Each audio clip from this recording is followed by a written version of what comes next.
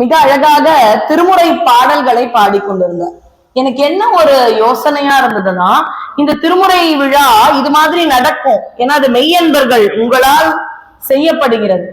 ஒரு 20 வருஷம் கழிச்சு யார் இந்த மாதிரி பாடுவா? பேச்சாளர்கள் வரவழைக்கும். நான் அப்படி வரேன், இந்த வீதியிலே எனக்கு இந்த பாடல்கள் கேட்கும். இது மாதிரி யாரு இதெல்லாம் செய்வா? அப்பதான் நினைச்சேன், இந்த பிரபஞ்சத்துல என்னுடைய பங்கு ஒண்ணுமே இல்லை. அதற்கான ஆட்களை முருகப்பெருமான் தயார் செய்துவிடும், சிவபெருமான் தயார் செய்துவிடும். நாமெல்லாம் இதுக்கு வரணும்னு நினைச்சா வந்தோம். எனக்கு ஒரு 10 வயசு 15 வயசுல விளையாடும் பொழுது இது மாதிரி அறிஞர்கள் முன்னாடி பேசுவேன்னு நினைச்சிருக்கேனா? அப்படி பேசுகின்றேன் என்றால் இறைவன் கொடுத்த பிச்சை. அதனால இறைவனுக்கு யார் யாரை எப்பொழுது எங்கெங்கே வைக்க வேண்டும் என்பது நன்கு உணர்ந்தவன். அது மாதிரி அடியேன் உங்களோடு 2ஆம் ஆண்டு பேசுவதில் மற்றற்ற மகிழ்ச்சி. இதுல ஆனந்தம் என்னன்னா, போன வருஷம் பார்த்த சில பரிச்சயமான முகங்கள் இங்க இருக்கிறது இன்னுமே மகிழ்ச்சியை அளிக்கிறது. இதே மாதிரி நானும் வருஷா வருஷம் வரேன். தணிகை வயல் ஐயா இங்க கூப்பிடனாலும் அங்க உட்காந்து பார்க்கணும். இங்க வந்தாதான் வரணுமா? அங்க வந்து ஒரு நாள் கந்தசுவாமி இந்த மாதிரி அறிஞர்கள் பேச்சையும் கேட்க கூடாதா? அப்படி தொடர்ந்து வருவேன். நம்ம எல்லாம் அடியார் திரு கூட்டம், நம்முடைய இந்த ஒரு கூட்டத்தினுடைய தொடர்பு தான் பிரதிபலன் எதிர்பார்க்காம இருக்குமா? அத்தை மாமா இவங்க எல்லாம் பாத்தீங்கன்னா சீர் இவ்வளவு பண்ணா அடுத்தது நம்ம அந்த சீரை பண்ணிடணும். இன்னைக்கு ஒரு நகை வருதுன்னா நிம்மதியா இருக்க முடியாது. அச்சோ 10 வருஷம் கழிச்சுதான் அவங்க வீட்டு சடங்கு வரும். அப்ப இதை விட காஸ்ட்லியா இருக்குமே நகை. இந்த அரப்போ நான் 10 வருஷம் கழிச்சு போடும்போது அது விலை எப்படி மாறும்? அப்ப அனைத்தும் பிரதிபலன் பார்க்கும் உறவுகள். ஆனால் அடியார் பெருமக்கள் நாம மட்டும்தான் இறைவனை மட்டுமே எண்ணி, நான் உங்களிடம் எதுவும் எதிர்பார்க்காமல், நீங்கள் என்னிடம் எதுவும் எதிர்பார்க்காமல், நமக்குள்ள என்ன சொந்தம்? பேசுறது நானும் நீங்க வரல, பேச போறது பெரிய விஷயம். அந்த பெரிய விஷயத்தை கேட்பதற்காக நீங்கள் வந்திருக்கின்றீர்கள். இந்த பத்திரிகையிலேயே பாத்தீங்கன்னா எங்கேயுமே சம்பந்தர், நாவுக்கரசர், சுந்தரர், மாணிக்க வாசகர்னே இல்லை. அவரவர்களுடைய அந்த பாடல்களுடைய ஒரு வரி அதுவே உணர்த்தி விடுகின்றது யாரை பற்றி பேச போகின்றோம். அப்படி இன்று அடியேனுக்கு கொடுக்கப்பட்ட பொருள் என் கடன் பணி செய்து கிடப்பது. இதுல என்ன ஒரு பெருமைனா, நாவுக்கரசர் யார பத்தி பாடியிருக்கா எனக்கு அடிக்கடி மறந்துடுது. நீங்க தான் எனக்கு கொஞ்சம் ஞாபகப்படுத்தணும். நம்ம எல்லாம் பேச போறோம். இங்க பேசுறதுனால எல்லாம் தெரிஞ்சவனா இல்ல, உங்களை விட கம்மியா தான் தெரியும். என்ன பேச விட்டு அழகு பாக்குறீங்க, அதனாலதான் இருக்கேன். அதனால நீங்க தான் சொல்லணும், மறந்துடுச்சுன்னா. நாவுக்கரசர் யார பத்திங்க நிறைய பாடியிருக்கார்? சிவபெருமான். அவர் முருகனை பத்தி பாடுறார். இன்னைக்கு முருகனுடைய ஆலயத்தில் அடியேன் நாவுக்கரசரை பற்றி பேசும் ஒரு பாக்கியம் பெற்றிருக்கின்றேன். நம் கடம்பனை, கடம்பன்னா முருகன், நம் கடம்பனை பெற்றவள் பங்கினன், நம் கடம்பனை பெற்றவள் பங்கினன், தென் கடம்பை திருக்கர கோயிலான், தன் கடன் ஆடியேனையும் தாங்குதல், தன் கடன் ஆடியேனையும் தாங்குதல், என் கடன் பணி செய்து கிடப்பதே, என் கடன் பணி செய்து கிடப்பதே. கிடைப்பதே இல்ல, கிடை அந்த டாவ டைன்னு மாத்திட்டீங்கன்னா என்ன ஆயிடும் தெரியுமா? கிடைப்பது அது இல்லையா, கிடக்கிறது. அப்படின்னா என்ன? அசைவற்ற பொருட்கள், ஒரு நாற்காலி அப்படி போட்டா, இல்ல ஏதாவது ஒரு மேஜையை போட்டா அது எப்படி இருக்கும்? அப்படி நான் இருப்பேன். என்ன நீ பார்த்துக்கோ, உன்னை நான் பார்த்துக்கிறேன். அவனை பார்த்துக்க நம்மளால முடியுமா? ஆனா ஒரு ஆசையான வார்த்தை. இதை நம்ம எப்படி பார்க்கணும்? என்னுடைய ஒரு 5 வயசு குழந்தை வந்து என்கிட்ட சொல்லுச்சு, அம்மா படிக்கணும், நல்லா படிச்சு ஒரு பங்களா வாங்கி நீ அப்பா ஒரு ஃப்ளோர்மா, நான் ஒரு ஃப்ளோர்மா. இப்ப எனக்கு அந்த வீடு உண்மையானு தெரியாது. அந்த குழந்தை வாங்கி கொடுக்க போகுதா, அந்த குடும்பத்தோட இருக்குமா, வெளிநாடு போய் படிக்குமா, இந்த ஊர்ல வேற ஏதாவது ஊர்ல இருக்குமான்னு தெரியாது. ஆனா அந்த ஒரு நிமிஷம் என் குழந்தை எனக்குன்னு ஒரு பங்களா வாங்கி தரேன் சொல்ற வார்த்தை. இங்க நிறைய பெரியவங்க இருக்கீங்க, சின்ன வயசுல நம்ம பிள்ளைங்க என்னென்னலாம் கதை விட்டுருக்கோம், ஞாபகம் இருக்குங்களா? இப்ப அந்த அளவு இருக்காங்களான்னு தெரியாது. ஆனா சின்ன வயசுல அம்மா உனக்கு நான் ஒரு வீடு வாங்கி தருவேன், அம்மா உன்னை இங்க கூட்டின்னு போவேன், உன்னை ஏரோப்ளேன்ல கூட்டின்னு போவேன். அந்த தருணம் நமக்கு எப்படி இருக்கும் தெரியுமா? அந்த பெற்ற வயிறு ஆனந்தமா இருக்கும். ஆஹா இவ்வளவு அழகா. அப்ப அந்த குழந்தைக்கு ஏதோ ஒன்றை உணர்ந்துதானே அப்படி சொல்லுது. அந்த ஆனந்தம் நான் முருகன் கிட்ட போய், முருகா தன் கடன் அடியேனை தாங்குதல் என் கடன் பணி செய்து கிடப்பதேன்னு சொல்லும் பொழுது முருகனுக்கு அந்த உணர்வு வருமா. தன் கடன் அடியேனை தாங்குதல், நான் உன்னை பாத்துக்கிற முருகா, நீ என்ன பாத்துக்கோ. அப்ப என்னால முருகனை நிஜமா பாத்துக்க முடியுமா? ஆனா அந்த குழந்தை சொல்லும் பொழுது எவ்வளவு ஒரு ஆனந்தம் நம்ம அம்மாக்களுக்கும் அப்பாக்களுக்கும் பாட்டிகளுக்கும் தாத்தாக்களுக்கும் கிடைச்சதோ அந்த ஆனந்தம் முருகனுக்கு இருக்கும். அட திருப்புகழ் பாடி திருமுறை பாடி என்ன பார்த்துப்பேன்றியே ஆனந்தம். என் கடன், ஆனா நமக்கு என்ன? பணி செய்து கிடப்பதே. நான் கிடப்பேன், சின்ன குழந்தை படுத்து கிடக்கும், அதுக்கு பசி எல்லாமே நம்ம தானே கொடுக்கணும், அதுக்கு எதுவுமே தானா பண்ண தெரியாது, கிடக்கும், நம்ம தான் செய்வோம். அப்படிதான் முருகா நானும் குழந்தை மாதிரி கிடப்பேன், நீதான் என்னை பரிபூரணமாக ரட்சிக்க வேண்டும் அப்படின்ற மாதிரியான நாவுக்கரசர் முருகனை ஆரம்பித்த ஒரு பாடலை முருக தலத்தில் அடியே நாவுக்கரசரை பற்றி பேசுவதற்கு ஒரு அழகான தலைப்பாக பரம்பொருள் திருவருள் குருவருள் கூட்டி கொடுத்திருக்கின்றது என்றால் இதை விட என்ன மகத்தான விஷயம் இருக்கு. இப்ப முதல்ல இந்த வரியை பத்தி பார்த்து, அடுத்தது நாவுக்கரசர், அதாவது உங்க எல்லாருக்குமே தெரிஞ்சிருக்கும் நால்வர் பெருமக்கள். இது முருகன் ஆலயம், விஸ்வநாதர் இங்கே இருந்தாலும் பிரதான கந்தசுவாமிக்கான ஆலயம். அங்க நவவீரர்கள் இருப்பது சிறப்பு. முருகன் ஆலயம், நவவீரர்கள் உள்ள இருக்காங்க. வீரபாகு, வீரகேசரி, வீரமகேந்திரர் இருக்காங்க. அப்படியே வலம் வரும் பொழுது நம்முடைய முருகன் அடியார்கள் இருக்காங்க. அருணகிரிநாதர் இருக்கின்றார், பாம்பன் சுவாமிகள் இருக்கின்றார், வள்ளல் சுவாமிகள் இருக்கின்றார், ஆறுமுக கடவுள், பழனி அழகான கோலத்தில் முருகன் இருக்கின்றான். இதெல்லாம் தாண்டி இந்த முருகன் ஆலயத்தில் நால்வரும் இருந்தால் தானே ஒரு ஆலயமே நிறைவு பெறுகின்றது என்ற வண்ணம் உள்ள விஸ்வநாதர் சன்னதிக்கு பக்கத்துல பாத்தீங்கன்னா நால்வர் பெருமக்கள் இருக்கிறார். உங்களுக்கு சரித்திரம் தெரியுங்க, அதுல இருக்கிற அழகை பற்றி மட்டும்தான் அடியேன் பேச வந்திருக்கேன். சுவாமிகள் பிறந்தார், அப்பா பேரு புகழனார், அம்மா பேரு மாதினியார், அக்கா பேரு திலகவதியார், இதெல்லாம் அறிந்தவர்கள் தான். ஆனா அடியேன் உணர்ந்து அனுபவித்த சில விஷயங்களை உங்களுக்கு தெரிந்தாலும் நம்ம எல்லாம் சிவ தொண்டர்கள் இல்லையா, அதை பேசி பேசி பரமானந்தம் கொள்ள வேண்டும் என்ற ஒரே நோக்கத்தில் தான் அடியேன் வந்திருக்கின்றேன். இப்ப நம்முடைய நாவுக்கரசர் எதை வச்சுங்க கண்டுபிடிப்போம்? நால்வர் திருவுருவச் சிலை இருக்கு, சில கோயில்களில் அந்த பெயர் பலகை இருக்கும், சில இடங்களில் பெயர் பலகை இருக்காது. ஆனா நாவுக்கரசரையும் சம்பந்தரையும் சுந்தரரையும் மாணிக்க வாசகரையும் எதை கொண்டு நாம் கண்டுபிடிப்போம்னு பாத்தீங்கன்னா, சம்பந்தர்னு சொல்லும் பொழுதே கையில என்னங்க இருக்கும்? பொற்றாளம். திருக்கோலக்கால சுவாமி கொடுத்தாரு இல்லையா, அதை வாங்கி குழந்தை பாடினார். தாளபுரீஸ்வரர்னு பேரு சுவாமிக்கு. அம்பாளுக்கு ஓசை கொடுத்த நாயகி. சுவாமி அதீத அன்பால தங்கத்தால கொடுத்துட்டாராம் தாளத்தை. ஒரு குழந்தை கடத்தெருக்கு போய் ஒரு மொபைல் வாங்கி கொடுப்பான்னு கேட்கும், அது ஒரு 30 ரூபாய் இருக்கும். ஆனா ரொம்ப பணக்கார தாத்தாவோ அப்பாவோ இருந்தா கடைக்கு கூட்டிட்டு போய் ஒரு 50,000 ரூபாய் போன் வாங்கி கொடுத்தா எப்படி இருக்கும்? அது மாதிரி 3 வயசு குழந்தை கை தட்டி தட்டி பாடி வருதான். மடையில் வாழை பாய மாதரார் கூடையும் பொய்கை கோலக்காவுளான் சடையும் பிறையும் சாம்பல் பூச்சும் கீழுடையும் கொண்ட உருவம் தென்கோலோ. இந்த பாட்டை 3 வயசு குழந்தை பாடி வரும்பொழுது சுவாமிக்கு அப்படியே அன்பு பொங்கிடுச்சான். உடனே தங்கத்தால ஒரு தாளத்தை கொடுத்தா. அம்பாள் பார்த்தாங்க, என்னப்பா இது உங்க அன்பு பெருசுதான், தங்கத்துக்கு ஓசை வராதுன்னு உங்களுக்கு தெரியாதா? சுவாமி சொல்லிருப்பா, என்ன பண்றதுன்னு தெரியல, வெறும் தாளம் எனக்கு ரொம்ப கம்மியா இருந்தது, தங்கத்தாலேயே தாளம் கொடு. சரிப்பா எல்லாம் சரிதான், தங்கத்துக்கு ஓசை வராதே. அந்த குழந்தை இப்படி அடிக்க ஆரம்பிக்கும் போது அந்த டங்குன்னு சவுண்ட் இல்லைன்னா குழந்தை என்ன வரலையே, எங்கேயோ ஒரு பொம்மை வாங்கினு வந்து அந்த பொம்மை இயங்கவில்லைன்னா குழந்தை எப்படி அதே சுருங்கிடும், அது மாதிரிதான் இருக்கும். அப்படின்னும் பொழுது அந்த குழந்தை அடிக்க ஆரம்பித்ததா. தங்கத்திற்கும் அம்பிகை ஓசை கொடுத்தாளாம். அதனால அம்பிகையின் பேர் அந்த திருக்கோயிலில் ஓசை கொடுத்த நாயகி. யாரெல்லாம் சீர்காழி போறீங்களோ ஒரு 3 கிலோமீட்டர் பயணம் செய்தீர்கள் என்றால் தாளபுரீஸ்வரர் ஆலயம். இது நம்முடைய சம்பந்தர் அப்படியே குழந்தை தந்தை மாதிரியான ஒரு அன்பு. நான் நினைக்கலாம் சுவாமிய அப்பான்னு. தவறா? நம்ம எல்லாருமே யார்கிட்ட உரிமையா பேசுவோம்? அப்பா.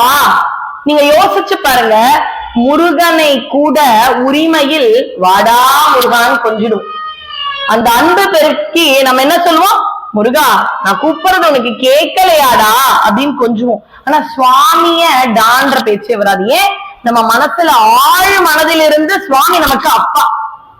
அப்ப அப்பாவை நம்ம அப்படி சொல்லுவோமா? அப்பா அப்படிதானே அழுவோம். அது மாதிரி அப்பாவா நான் சுவாமிய நினைக்கலாம். சுவாமி என்ன குழந்தையாத்தான் நினைக்கிறாரு. அந்த கருணையால் தான் நான் இன்னைக்கு பேசுறேன், நீங்க கேக்குறீங்க. ஆனா நமக்கு இன்னும் நம்ம தவ வலிமைய சம்பந்தர் மாதிரி ஜாஸ்திப்படுத்தணும். அப்படி பண்ணா இந்த கோபுரத்தை பார்த்து நான் அழுதா எனக்கும் சுவாமியும் அம்பாளோட வந்து பால் கொடுத்துட்டு போ. அப்ப என்னுடைய தவக்குறைதான் தவிர அருள் குறை. அதனால இந்த அப்பா பிள்ளை உறவு இருக்கலாம், ஆனா இன்னும் தவத்தை வளர்த்துக்கும். அடுத்தது சுந்தரருக்கு போயிட்டு வர நாவுக்கரசர். சுந்தரர் எதை கையில் வைத்துக் கொண்டிருப்பார் என்றால் அழகான மலர். ஒரு ரிசப்ஷன்ல மாப்பிள்ளை எப்படி இருப்பார் ஜம்முன்னு, அது மாதிரி இருப்பார். நித்திய கல்யாணர் யாரு? சுந்தர். அப்ப அவர் சுவாமிய பார்த்து சுவாமி என்னுடைய நண்பர்னு சொல்லலாமா? இப்ப நான் கூட தான் சொல்வேன், கபாலீஸ்வரர் கோயில் கிட்டேயே பிறக்கிறேன், கபாலிக்கு அடிமையா இருக்கா, மயிலாப்பூர்ல இருந்து வர. சிவபெருமான் எனக்கு ஃப்ரெண்டு. சுவாமி கோச்சுப்பாரா? கோச்சுக்க மாட்டார். ஆனா சுவாமி என்ன நட்பு ஏத்துண்டாரானா அது கேள்விக்குறி. ஆனா சுந்தரருடைய நட்பு எப்படின்னா சுவாமி நட்பு கொண்டோம்னு சொன்னார். சுந்தரர் நட்புன்னு சொல்லிக்கல, தோழமை கொண்டோம்னு சொன்னது யாரு? சுவாமி. அப்ப சுவாமியே நட்பு அப்படின்றத சுந்தரருக்கு கொடுக்கிறார். அப்ப சுவாமியோட நட்பா இருக்கலாமான்னு ஒரு பாவத்துல இருக்கலாம். நான் சுவாமியே என்னுடைய நட்பை ஏத்துக்க வைக்கிறதுக்கு பெரிய விஷயம். மாணிக்க வாசகர் கையில புத்தகம் வச்சிட்டு இருப்பாரு இல்லையா, அந்த நூல் வச்சிட்டு இருப்பார். அவருடைய பக்தி பெருசு. ஆனா இத்தனை நாயன்மார்கள் இருக்கிறார்கள், ஒருத்தருடைய வழியில 2025 கூட நான் இருப்பேங்க அப்படின்னா யாருன்னா அதுதான் நாவுக்கரசர். ஏன்? இன்னைக்கும் பாருங்க, பல இடங்களில் திருக்கோயில்களில் உழவார பணி நடந்து கொண்டு இருக்கிறது. எவ்வளவு இடத்துல கோபுரத்தை பார்த்து நம்ம அம்மே அப்பான்னு அழைக்கின்றோம், எவ்வளவு இடத்துல சுவாமி நீங்க தான் என்னுடைய தோழன்னு சொல்றோம். ஆனா இன்னைக்கும் நம்முடைய நாவுக்கரசருடைய வழியில் உழவார பணியை ஒவ்வொரு திருக்கோயில்களிலும் இந்த யுகத்திலும் நாம் அழகாக விஞ்ஞான யுகத்திலும் நடத்தி கொண்டிருக்கின்றோம் என்றால் அது நாவுக்கரசருடைய தொண்டிற்கு வெற்றி. அதை தாண்டி என்ன இருக்க முடியும்? பெரிய புராணம் நம்ம எல்லாருக்குமே தெரியும், திருத்தொண்டர் புராணம், இதெல்லாம் உங்களுக்கு தெரியும். நம்ம சேக்கிழார் அருளி செய்த திருத்தொண்டர் புராணம் நம்ம தான் பெரிய புராணம்னு வச்சுட்டோம். முருகனை பற்றி கச்சியப்பர் அழகாக அருளி செய்ததுக்கு பேர் என்னங்க? கந்த புராணம். அப்ப சிவனின் மகிமையை பேசுவது சிவபுராணம், திருமாலின் பெருமையை பேசுவது விஷ்ணு புராணம். அப்ப தொண்டர்களின் பெருமையை பேசுவது தொண்டர் புராணம் தான் அவர் வச்சார். ஆனா காலத்தால எந்த பெயரால் அது நிலைத்து நிற்கின்றது என்றால் பெரிய புராணம். அப்ப சுவாமியை பத்தி பாடுறது கூட பெரிய புராணம் இல்லையா, தொண்டர்களை பற்றி பாடுவதுதான் உண்மையான பெரிய புராணம் என்று காலத்தால் இன்றும் அது நிற்கின்றது. இந்த பெரிய புராணத்தை, திருத்தொண்டர் புராணத்தை நமக்கு அருள் செய்தது யார் அப்படின்னு பாத்தீங்கன்னா நம்முடைய யாருங்க? சேக்கிழார் தான் நமக்கு அருள் செய்கின்றார். இதுல ஒரு விஷயம் என்னன்னா, சேக்கிழார் இவ்வளவு நாயன்மார்களுடைய வரலாற்றை எழுதுறார் இல்லையா. எப்படி ஆரம்பிக்கின்றார்? தில்லை வாழ் அந்தனர்த்தம் அடியார்க்கும் அடியேன், திருநீல கண்டத்து குயவனார்க்கும் அடியேன், இல்லையே என்னாத இயற்பகைக்கும் அடியேன் வருது. இத்தனை பேர் வரலாற்றினை நமக்கு கண்முன்னே கொண்டு வந்தது சுந்தரருடைய தொகையை வைத்து சேக்கிழார் தான் விரிவா கொடுக்க. அந்தாதீன நடுவுல நம்பியாண்டார் நம்பி கொடுத்தாலும் இன்னும் விரிவாக கொடுத்தது சேக்கிழார். இதெல்லாம் உங்களுக்கு தெரியும். எதுக்கு இதை நான் சொல்லறேன் நாவுக்கரசருக்குன்னு பாத்தீங்கன்னா, 2 பேருடைய பேரை வச்சு புராணம் ஆரம்பிக்கும். ஞானசம்பந்தருடைய பெயர் வச்சு கூட ஆரம்பிக்கல புராணம், விரல்மெண்டர் பேரை வச்சு கூட புராணம் ஆரம்பிக்கல. சிறு தொண்டர்னு பேரு, ஆனா அவர் செஞ்சது பெரிய தொண்டு, பிள்ளைக்கறி கொடுத்து. அவர் பேரை வச்சியும் புராணம் ஆரம்பிக்கல. ஒரு ஆண் நாயன்மார், ஒரு பெண் தொண்டர், இவங்க 2 பேர் பேர்ல வச்சு ஒரு புராணம் ஆரம்பிக்கின்றது என்றால் மங்கையர்க்கு ஓர் அரசி என்று மங்கையர்க்கரசியினுடைய பெயரை வைத்தே சேக்கிழார் பெரிய புராணத்தில் அவர் சரித்திரத்தை சொல்றார். அதுக்கு அடுத்ததுன்னு பாத்தீங்கன்னா நம்முடைய நாவுக்கரசரை திருநாவுக்கு அரசு வளர் திரு தொண்டின் நெறி வாழ. அப்ப அடுத்தது ஒரு ஆண், அந்த நாயன்மார் யார் என்றால் அதுதான் நம்முடைய நாவுக்கரசர். இப்படிதான் ஆரம்பிக்கின்றார், திருநாவுக்கு அரசு அப்படின்னு அவர் பெயரை வச்சே ஆரம்பிக்கிறார். அப்படின்னா அந்த பெயர் யார் கொடுத்தது நாவுக்கரசருக்குன்னு பாத்தீங்கன்னா சுவாமி கொடுத்தது. சேக்கிழார் எப்படி சொல்றார் தெரியுமாங்க, வேளாண் குடியில பிறக்கிறார். அடியேன் ஒரு தடவை திருவாமூர் அப்படின்னு அந்த திருமுனைப்பாடி நம்ம திருநாவலூர்னு சுந்தரருடைய ஊர், அங்க இருந்து போனீங்கன்னா அந்த பெல்ட் எல்லாம் போய் பார்க்கணும். அவ்வளவு அழகான வயல் வெளி, அமைதியான இடம். சுவாமி நாவுக்கரசர் அந்த இடத்துல ஒரு பதிகம் பாடல, அதனால அவர் பிறந்த ஊர் பாத்தீங்கன்னா பாடல் பெற்ற தலமா இல்லை. எதுங்க பாடல் பெற்ற தலம்? வைணவத்துல 108 திவ்ய தேசம்னு கொண்டாடுவார்கள். ஆழ்வார்களால் மங்களா சாசனம் ஒரு பாசுரமாவது பாடப்பட்ட தலங்கள் தான் 108 திவ்ய தேசம். அதுல 106 நம்ம இந்தியால இருக்கு. 2 பாத்தீங்கன்னா 1 பார்க்கடல், 1 வைகுண்டம். அது மேல போனாதான் பார்க்கணும். நம்ம சுவாமி சிவபெருமானுக்கு கிடைச்சது 276. 1000 கூட இருந்திருக்கலாம். ஏன்னா நாம ஏன் 276, 77, 78 அளவு வந்திருக்கோம்னா தேவார முதலிகள்னு 3 பேர் பாடின ஊர்கள் மட்டும் தேவார பாடல் பெற்ற தலம்னு. இதுல இன்னொரு செய்திகளும் அடியேன் சொல்ல கடமைப்பட்டிருக்கேன். ஏன்னா வரலாறு தெரியும், அதனால அடியேன் ஒரு முக்கியமான செய்திகள். சம்பந்தர் சுமார் 16,000 பாடல்களை பாடினார். கிடைச்சது 4000 சில்ற. சம்பந்தர் பாடினதை பார்த்து அருணகிரிநாதருக்கு ஆசை வந்துருச்சான். முருகா, சம்பந்தர் மாதிரி நான் கூட உன் மேல ஒரு 16,000 பாடல் பாடப்பேன் அப்படின்னு சொன்னார். அவருடைய பாடல்கள் 1331 தான் நமக்கு கிடைச்சது. சரி, சுந்தரர் அவர் ஒரு 30,000க்கு மேல பாடியிருக்க. அதுல கிடைச்சது பாத்தீங்கன்னா 1000 சொச்சம். இருக்கிறதுலயே மிக அதிகமாக இந்த மூவர்களில் பாடியது யார் என்றால் நாவுக்கரசர். சுமார் 49,000. கிடைச்சது என்னவோ 3000 சில்லறை. ஆனா இந்த மூவர் முதலிகள் என்று சொல்லப்படும் சம்பந்தர், நாவுக்கரசர், சுந்தரர், இதில் மிக அதிகமாக பாடியது யார் என்றால் நம்முடைய நாவுக்கரசர் சுவாமிகள். சில விஷயங்களை தான் அடியேன்னு சொல்ல போறேன். நம்ம நால்வர் பெருமக்களை எப்படி நம்ம அழைப்போம்னு பாத்தீங்கன்னா, உழவாரப்படை அந்த தோசை கரண்டி மாதிரி இருக்கும். சின்ன வயசுல வீட்டுல விளையாடுவேன். வீட்டுல கொஞ்சம் சிவ குடும்பம் தான். அப்ப அப்பர் சுவாமிகள் வேஷம்னா தோசை கரண்டியை வச்சு விளையாடுவேன். ஏன்னா அந்த உழவாரப்படை பாத்தீங்கன்னா அந்த தோசை கரண்டி மாதிரியே இருக்கும். அந்த ஒரு பணிதான் இப்பவும் சிவ தொண்டர்கள் நாவுக்கரசர் வழியிலிருந்து செய்கிறார்கள். காலத்தால பிற்பாடுதான் காந்தியடிகள் தூய்மையான இந்தியான்னு பேசுறாரு. இப்ப இருக்கிற பிரதமர் தூய்மை இந்தியான்னு பேசுறார். ஆனா அதுக்கெல்லாம் முன்னோடி யாருன்னா நம்முடைய நாவுக்கரசர். தூய்மையான திருக்கோயில்கள், திருக்கோயிலுக்குள் வரும்பொழுதே பதறணும். ஒன்று தூய்மைப்படுத்த வேண்டும். தூய்மைப்படுத்த முடியவில்லையா, அட்லீஸ்ட் குறைஞ்சபட்சம் குப்பை போடாமையாவது இருக்கும். ஐயா எனக்கு இப்ப டீ கொடுத்துட்டார், வந்துட்ட உடனே சகோதரர் தேநீர் கொடுத்துட்டார். சாப்பிட்ட கப்ப கீழே போடக்கூடாதுன்னு எனக்கு பயம். நாவுக்கரசரை பத்தி பேசிட்டு சாப்பிட்ட கப்ப அப்படி ஓரமா இப்படி வைக்க எனக்கு தெரியாதா? அப்படி வைத்து நான் 1 மணி நேரம் நீங்கள் ரசிக்கும் விதமாக பேசினேன் என்றால் நாவுக்கரசருக்கும் சிவபெருமானிற்கும் என்னுடைய பக்தி தெரியாதா? அதனால கவர்ல போட்டு வச்சிருந்தேன். வெளியில போகும்பொழுது போடும். அந்த அளவு நமக்குள் ஒரு சுய ஒழுக்கத்தை கொடுக்கும் நாவுக்கரசருடைய பக்தி. இன்னும் அதிகமா சொல்லட்டுமா, நாவுக்கரசருடைய பெருமை. மற்ற அடியார்கள் சிவனை தொழுது, அடியார்கள் எல்லாம் பொதுவா சேவை பண்ணி சிவதொண்டர்களை வணங்கி சுவாமியோட கலந்தார்கள். ஒரு அடியார், ஒரே ஒரு சிவனடியாரை வணங்கியே அப்பூதியடிகள் முக்தி பெற்றார் என்றால் அது நம்முடைய நாவுக்கரசர். இன்னும் ஒரு அழகு என்னவென்றால், நாளைக்கு என்ன கூப்பிட்டு சுந்தரரை பத்தி பேச வச்சீங்கன்னாலும் நல்லா பேசுவேன். ஏன்னா போன வருஷம் சுந்தரரை பத்தி பேசுவேன்.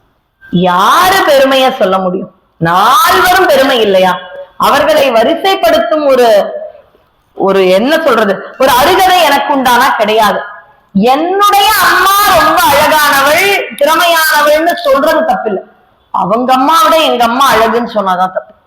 அவரவர்கள் அம்மா அவரவர்களுக்கு பெருமையானவள், அழகானவள். அதனால நாவுக்கரசர் பெருமையானவர்னு பேசுறதுல எனக்கு அச்சமே. சமய குறவர்கள்னு சொல்றோம். இந்த நால்வர் பெருமக்களை என்ன சொல்றோம்? சமய குறவர்கள். குறவர்கள் என்றால் குருமார்கள். இந்த சைவம்ன்ற சமயத்திற்கான குருமார்கள் நால்வர். ஒரு சந்தேகம், இப்ப 63 நாயன்மார்களும் இல்லாத திருக்கோயிலும் நால்வருக்கான திருவுருவச் சிலை உண்டு. சரிங்களா? நான் வர்றது மயிலாப்பூர். மயிலாப்பூர்ல எப்படின்னா 63 ஒரு விழா நடக்கும் பங்குனி மாசம். அந்த 63 திருவிழால பாத்தீங்கன்னா மற்ற நாயன்மார்கள் அப்படியே வரிசையாதான் வருவாங்க. 3 பேரா 4 பேரா வருவாங்க. ஆனா பிற நாயன்மார்களுக்கும் முன்பு நால்வர் அப்படியே தனி விமானத்தில் செல்வார். ஏங்க எல்லாருமே அடியார்கள் தானே, இதுல என்ன ஒரு வித்தியாசம்? உயர்வு தாழ்வு இல்லை. எப்படி இருக்க வேண்டும் என்று இறைவனால் அனுப்பப்பட்டவர்கள் நால்வர்கள். பிறர் இங்கு வாழ்ந்து சிவன் பால் கொண்ட அன்பினால் கொள்கையால் அப்படி மேல போனவங்க பிறர். நமக்காக மேலிருந்து வந்தவர்கள். யாரு இந்த நாவுக்கரசர்? இவர் ஒரு முனிவர், வாகீச முனிவர் என்று கைலை மலைச்சாரலில் இருக்கின்றார். இவருக்கு ஒரு பிளாஷ்பேக் இருக்கு. ஒரு படம் எல்லாம் போனா அப்படியே சுத்தும், பின்னாடி ஒரு பிளாஷ்பேக் போயிடுவோம் இல்லையா? அது மாதிரி நாவுக்கரசருக்குன்னு ஒரு பிளாஷ்பேக். இவர் என்ன பண்றாரு? அந்த கைலை மலையிலேயே அமர்ந்து கொண்டு 5 எழுத்து மந்திரத்தை சொல்கின்றார். ராவணன் இலங்கை வேந்தன் தெரியும். இந்த இடத்துல சரித்திரத்தை கொஞ்சம் சுருக்கிடுறேன். ஏன்னா நாவுக்கரசரை பத்தி அடிய நிறைய சொல்லணும்னு ஆசைப்படுறேன். இலங்கை வேந்தன் ராவணன் வருகின்றார். அவர் சும்மாதான் கிளம்பினார். இலங்கையில இருந்து திரு கைலாயம். சிறந்த சிவபக்தர், அதெல்லாம் உங்களுக்கு தெரிஞ்சிருக்கும். அந்த ராவணனுடைய அம்மா கேட்டாங்களாம், ஏன்பா நீ போய் போய் கைலாயம் பார்த்துட்டு வரிய? ஆமாம்மா, சுவாமிய பார்க்கணும்னு இருந்தா போயிடுவோம்மா. எவ்வளவு நாள்பா இலங்கையில இருந்து அங்க போவேன். அந்த கைலாயத்தையே பெயர்த்து எடுத்துன்னு வந்து இலங்கையில வச்சிருந்தா நிம்மதியா இருக்கணும்ப்பா, நீ டெய்லியும் போய் பார்த்துடு. அன்பால போய் கேட்டிருந்தா சுவாமி வந்திருப்பார். நமக்கும் கைலாஷ்க்கு ஆக்சிஜன் செக் பண்ணணும், 2 லட்சம் ஆகும். நமக்கும் ஒரு கைலாயம் எல்லாம் போயிட்டு வர்றதுன்னா எவ்வளவு பொருட்செலவு, அருள் இருக்கணும். கைலாஷ்ன்ற வடக்கு நேபாள் பக்கத்துல இருக்கிறதுக்கு பதில் ஸ்ரீலங்கால இருந்தா பொருளும் குறையும், ஆக்சிஜன் லெவலும் வேண்டாம், நிம்மதியா போய் பார்த்திருக்கோம். இந்த இலங்கை வேந்தன் என்ன பண்றாரு? அப்படி சொல்றியாமா? ஆமாண்டா கண்ணா, நீ டெய்லியும் அங்க போய் பாக்குறப்பாரு, இங்க வந்தா நீயும் பார்க்கலாம் சுவாமிய, நானும் கோயிலுக்கு போயிட்டு வருவேன். நல்லதுமா, நான் போய் கூட்டிட்டு வந்துடுறேன் சுவாமி. போறார். சுவாமி கிட்ட போய், சுவாமி கிட்ட இலங்கைக்கு வந்துடுங்களேன் அப்படின்னு சொன்னா சுவாமி இம்மீடியட்டா சேஞ்ச் ஆஃப் அட்ரஸ் பண்ணிருப்பாரு. ஆனா அந்த இடத்துல தாங்க இப்ப பக்தி இருக்கு நமக்கு. அந்த பக்தியா இருக்கும், தொண்டா இருக்கும், அடியார்களை பார்த்தா வணங்கும். நான் சொல்றத தவறா எடுத்துக்காதீங்க. ஏதோ ஒரு சமயத்துல நம்ம பண்பே நமக்கு பெருமையாகும். நான் அடியார்களை பார்த்து எப்படி வணங்குவேன் தெரியுமா? எந்த அளவு சிவத்தொண்டு தெரியுமா? விடாம சிவபுராணம் படிப்பேன், சிவபூஜை படிப்பேன், எங்க சொற்பொழிவு நடந்தாலும் போவேன். இந்த தொண்டு எல்லாமே ஏதோ ஒரு தருணத்தில் நம்மையும் அறியாமல் அகந்தையாக மாறும் இடத்தில் நாம் இறைவனை விட்டு கொஞ்சம் அப்படி தள்ளி வரும். அதான் உண்மை. அதுவரை சென்ற ராவணன் இறைவனிடம் மன்றாடி கேட்டால் ஓடி வந்திருப்பான். ஆனா ராவணனுக்கு ஒரு எண்ணம், இதெல்லாம் அவர்கிட்ட கேட்கணுமா? மலை மேலதானே இருக்கார், மலையே தூக்கின்னு போய் அங்க வச்சுக்கலாம். அவருக்கு மலை மேல இருக்கும் தானே தெரியும். அப்படி அந்த கைலை மலையை பெயர்த்தெடுத்தான். இந்த வரலாறு தெரியும். அம்பாள் பயந்து சுவாமிய ஆலிங்கனம் செய்கின்றார். சுவாமி தன்னுடைய பெருவிரலால் அப்படி அழுத்தினார். இது சரித்திரம் தெரியும். மலைக்கு அடியில் மாட்டிக்கொண்டு அதுவரை தசமுகன் என்று பெயர், விடாமல் மலையில் மாட்டி சிக்கி தவிக்கும் எலி போல விடாமல் அழுதான். அப்படியே தொடர்ந்து அழுபவனுக்கு ராவணன். யாருப்பா அழறா? சில இடத்துல பாத்தீங்கன்னா குழந்தைங்க அழும், நமக்கு அது பதறும். என்னன்னு கேளுங்க, குழந்தைக்கு பசியான்னு கொஞ்சம் பாருங்களேன். குழந்தை விடாம அழுது, இல்ல காத்தோட்டமா அப்படி நடந்து போயிட்டு வாங்க அப்படின்னு ஒரு ஆர்வத்துல சொல்லிடுவோம் இல்லையா? அப்படி அந்த வாகீச முனிவர் இருந்தார். ஏன்பா ரொம்ப நாளா அலற மலைக்கடியில இல்ல சுவாமிய பெயர்த்தெடுத்து போயிடலான்னு கேட்டிருந்தா வந்திருப்பாரு. அவர் யாரு? தொண்டர் உள்ளத்துல இருக்கிற கருணையாளன் இல்லையா? நீ கேட்டிருக்கணும்ல. அவரை கேட்காம கொள்ளாம எடுக்கலாமா? தப்பு இல்லையா? எடுத்துட்ட சாமி, இப்ப என்ன பண்றதுன்னு தெரியல, அதனாலதான் சரி ஒண்ணும் இல்ல, 1க்கு 10 தலை வச்சிருக்க, ஒரு தலையை எடுத்து நரம்ப வச்சு சுவாமி இசைக்கு மயங்கிடுவார். 7 இசையா இசை பயனா, இசையும் அவர் இசை பயனும் அவர். அதனால இசைக்கு மயங்கி விடுவான், பாடிவிடு என்று சொல்ல அந்த இசையால் இறைவன் மயங்கி ராவணன் தப்பித்தார், ஆத்மலிங்கம் வாங்கிட்டு போனார். அந்த சரித்திரம் ரொம்ப அழகானது. அத ஒரு தடவை பிள்ளையார் சதுர்த்தி போது வந்து சொல்றேன். பிள்ளையாருக்கு தொடர்பான சரித்திரம் அது அங்க இருக்கட்டும். இப்ப சுவாமி கூப்பிட்ட, அப்பா நீதான் உதவி பண்ணியா? ஆமா ஆமா சுவாமி, ரொம்ப நாள் அழுதாரு இல்லையா, அந்த அழுகிய சத்தம் கேட்க முடியல. உதவி பண்ணியும்? ஆமா. சரி, இப்ப பூலோகத்துக்கு போயிட்டு வா. இது என்ன உதவி பண்ணா பூலோகத்துக்கு போகணும்? யாருக்கு உதவி பண்ணணும்னு இருக்குப்பா. இப்ப உன்னுடைய தேவை பூமியில் தேவை, நீ கிளம்புன்னு சொல்லி அனுப்பினார். அப்படி மேலிருந்த கைலாய வாகீச முனிவர் மறுபடியும் கீழே நமக்காக வந்து பாடிய தமிழ் தான் தேவாரம். இறைவனுக்கான ஆரம் அப்படியே மாலை மாறி சூட்டினார். பொதுவா பாருங்க, திருமுறை பாடல்கள்ல நமக்கு தேவாரம்னு சொல்ற பழக்கம் உண்டு. ஆனா எல்லாம் தேவாரமானா கிடையாது. சம்பந்தர் பாடியது நமக்கு ஏத்தா மாதிரி. இங்க வரீங்களா கொஞ்சம், வந்தா என்ன கிடைக்கும் அப்படின்னு கேட்போம்ல. அப்ப இத பாடினா இது கிடைக்கும்னு சொல்லி சொல்லியே நம்மை சிவன் பால் அன்பு கொள்ள வைத்தவர் திருஞான சம்பந்தர். அவர் பாடிய பாடல்களுக்கு திருக்கடை காப்பு அதான் பேர். சுந்தரர் பாடியது ரொம்ப ஆனந்தமா இருக்குமா, அதுக்கு பெயரே திருப்பாட்டு. மாணிக்க வாசகர் அருளி செய்தது திருவாசகம். அப்ப தேவாரம் திருத்தாண்டகம் அருளி செய்தார் நம்முடைய நாவுக்கரசர். அவருடைய, அதாவது இப்ப நான் ஒரு பேப்பர் வச்சிருக்கேன், இதோட இன்னொரு காப்பி வேணுங்க. நான் யார்கிட்டயாவது கேட்கிறேன், ஐயா எனக்கு இந்த இன்னொரு காப்பி வேணும்னா நீங்க எந்த கடைக்கு போவீங்க? ஜெராக்ஸ். எல்லாருமே ஜெராக்ஸ்ன்றீங்களா? யாராவது ஒருத்தராவது போட்டோ காப்பி கடைக்கு போவேன்னு சொல்லி, என்னமா போட்டோ காப்பி? ஜெராக்ஸ்ன்றது நகலுக்கான பெயர் இல்ல, நகலுக்கான ஆங்கில சொல் போட்டோ காப்பி. அப்ப எங்க ஜெராக்ஸ் வந்ததுன்னா, முதல்ல இந்த நகலை எடுக்கும் மிஷினை கண்டுபிடிச்ச நிறுவனம் பேரு ஜெராக்ஸ். அப்ப அந்த நிறுவனத்தின் பெயராலேயே அந்த விஷயம் அறியப்படுகின்றது. அப்ப ஜெராக்ஸ்ன்ற மிஷின் தான் முதல்ல அந்த போட்டோ காப்பின்ற நகல் எடுத்தாங்க. அப்ப இன்னைக்கும் ஒரு போட்டோ காப்பி, ஒரு நகல் எடுக்கணும்னா யாருக்குமே இத போய் ஒரு போட்டோ காப்பி எடுத்துட்டு வரியானா என் பையன்லாம் வந்து ஒரு போட்டோ எடுக்கணுமான்னு கேட்பான். இல்லப்பா ஜெராக்ஸ் எடுத்துனுவானாதான் புரியுது. அப்ப எந்த அளவு ஒரு விஷயம் ரொம்ப பெரிய அளவு ஆழமாக முதலில் கண்டுபிடிக்கப்பட்ட விஷயம் தரமாக இருந்தால் அதன் பிற்பாடு வரக்கூடிய விஷயத்திற்கும் அதன் பெயராலேயே அறியப்படுகின்றதுன்னா, நாவுக்கரசருடைய தேவாரம் எப்பேற்பட்டது. அதனால்தான் பொதுவா மூவருக்குமே தேவாரம்னு சொல்றோமா. சம்பந்தர் தேவாரம் பாடுங்கன்னு சொல்லிடும். சம்பந்தருடைய திருக்கடை காப்பு பாடுங்கள். தெரியும், நிறைய பேருக்கு திருக்கடை காப்புன்னு தெரியும். ஆனாலும் நம்மை அறியாமல் என்ன சொல்லுவோம்?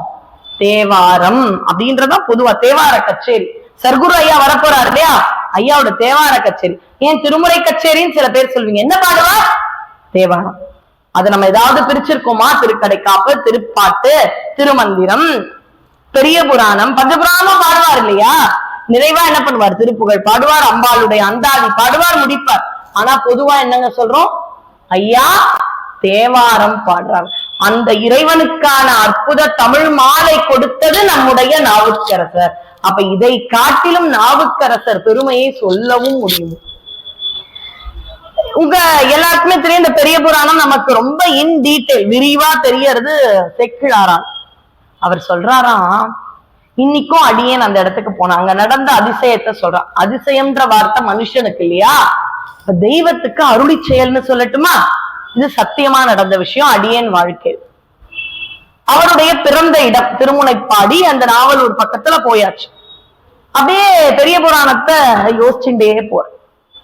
ஒரு இலைகளும் இப்படி இருக்கான். ஒரு மரத்துல இருக்கிற இலைகள், ஒரு மாவிலை எந்த இலையா இருந்தாலும் இப்படிதானே, நல்லா வளர்ந்துட்டு அப்புறம் இலை இப்படி பெண்டா இதழங்க இருக்கும்.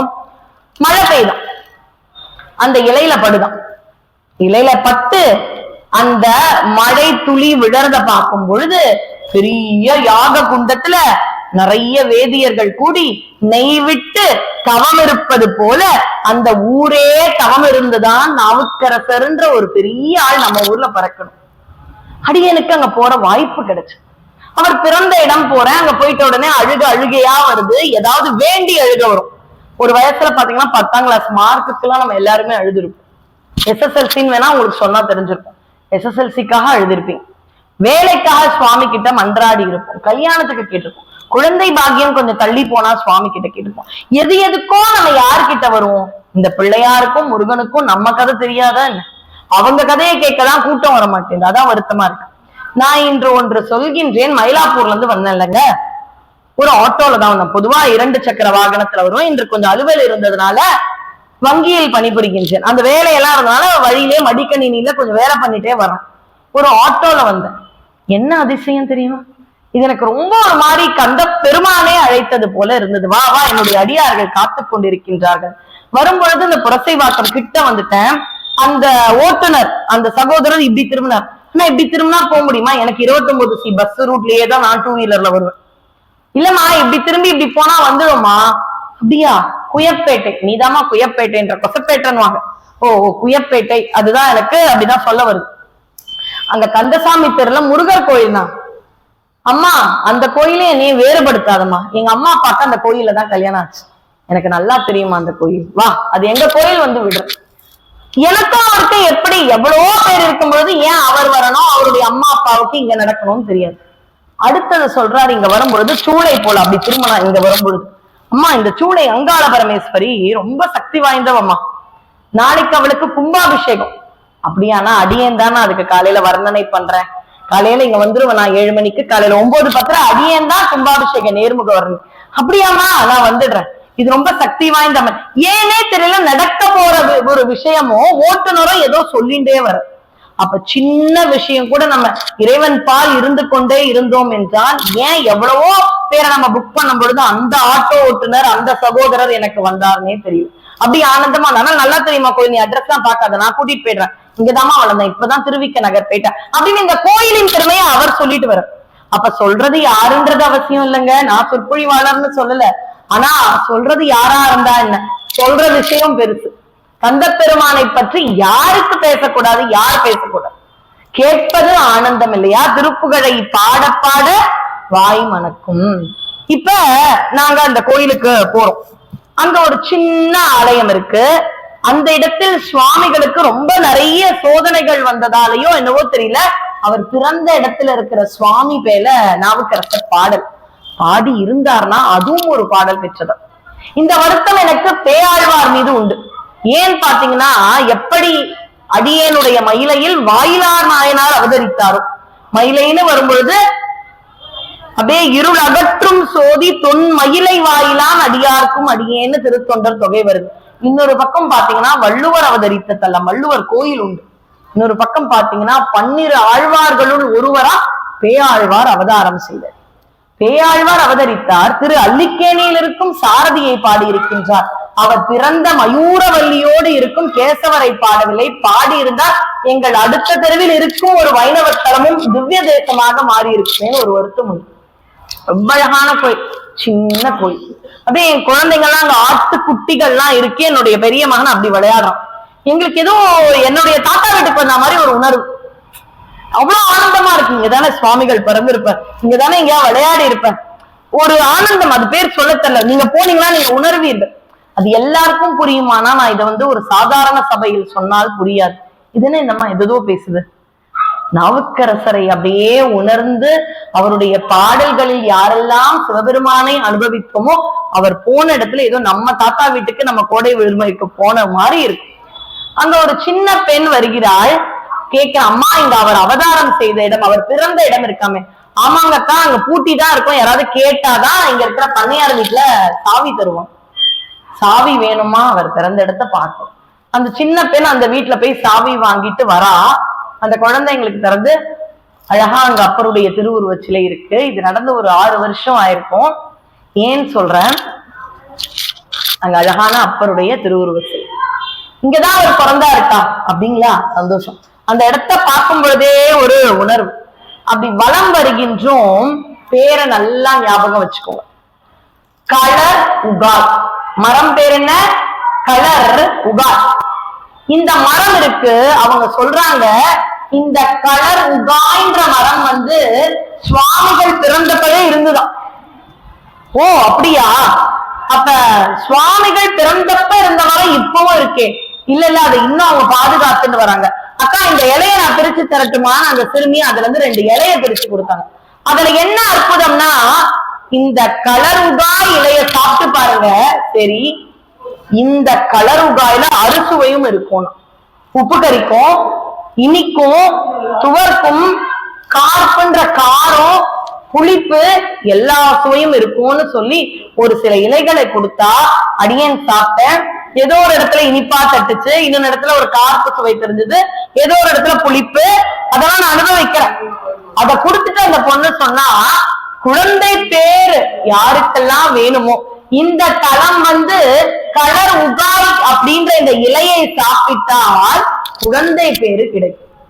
எனக்கு அப்பதான் பெரிய மகன் இருக்கான். அந்த குழந்தைக்கு ஒரு 7-8 வயசு. ஒரு குழந்தை போதும் தான் நாங்க வளர்க்கிறோம். அப்பதான் அந்த குழந்தை இன்னொரு குழந்தை வேணும், தம்பி வேணும்னு நினைக்கிறோம். அப்ப எங்களுக்கு அலுவலகம், குழந்தை பிறக்கிறதுக்காக மறுபடியும் ஒரு மருத்துவமனை போனோம். இதுக்கெல்லாம் நேரம் இல்லை. அப்ப நான் நினைச்சேன் இந்த கலருகாய சாப்பிட்றேன். அப்புறம் தாத்தா இத சாப்பிட்டா குழந்தை பிறக்குமா? எனக்கு ஒரு பாக்கியம் 2வது குழந்தை இருந்தா கூடு. எனக்கு ஒண்ணுதான் நினைச்சேன், இந்த கலருகாய சாப்பிட்டு ஒரு குழந்தை பேரு வேண்டிட்டு போறேன். இதை நான் சொன்னது 2019 ஏப்ரல் 19. ஏன்னா புனிதவள்ளி, சனிக்கிழமை, ஞாயிற்றுக்கிழமை எங்க வங்கி விடுமுறை 3 நாள்.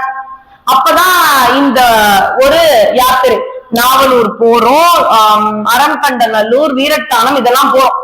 அப்ப நாவுக்கரசர் பிறந்த ஊருக்கு வர கலருகாய் அந்த இலைய சாப்பிடுற அறுசுவையும் நாவுக்கு படுது. எனக்கு தெரிந்தவர்களுக்கு குழந்தை பிறக்கணும்னு ஒரு 5-6 இலையை எடுத்து அப்படியே பொக்கிஷம் மாதிரி ஒரு அழகா ஒரு காகிதத்துல மடிச்சு சுவாமி கிட்ட போய் எனக்கு தெரிஞ்ச பதிகம் எல்லாம் பாடிட்டு வரேன்.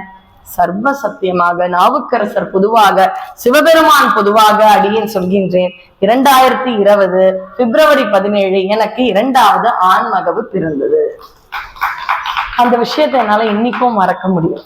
அவ்வளவு ஆனந்தம். அப்ப ஒரு அருளாளர் பிறந்த இடத்திற்கே அத்துணை மகிமை என்றால் யாருக்கு என்ன? எல்லாருமே குழந்தை வேணும்னு போமா? இல்ல. முக்தி வேணுமா, வீடு வேணுமா, நிம்மதி வேணுமா, என்ன வேணுமோ போங்க. எந்த அளவு இறைவன் அருளாட்சி செய்யும் இடங்களில் ஆனந்தம், அற்புதங்கள் நடக்கின்றனவோ அருளாளர்கள் பிறந்த இடமே அப்பேற்பட்டது. ஏன் நம்முடைய சுந்தரர் சீர்காழிக்கு வரல, வீரட்டானம் வரல. ஏன் அவ்வளவு தூரம் வந்தவர் வரல? இல்ல இல்ல, சீர்காழி ஞான சம்பந்தர் அவதாரம் செய்த இடம்னு ஊர் எல்லையில இருந்தே போயிடுறாரு. நான் போவேனா தோணியப்பரை பார்க்கணும்னு ஆசை, பிரம்மாண்டமா இருக்காரு, எனக்கு ஆசை, உள்ள போயிடுறேன். நான் சீர்காழிக்கு அறிவு இல்லை. ஆனா சுந்தரர் போல, அதே சுந்தரர் அதிக வீரட்டானம் போகல. ஏன்? நாவுக்கரசர் முதலில் பாடிய தலம் அது. ஒரு சில ஆராய்ச்சியாளர்கள் கருத்து, இது உண்மையா பொய்யான ஆராய்ச்சி செய்ய நமக்கு பிறவிக்கு நேரம் இல்லை.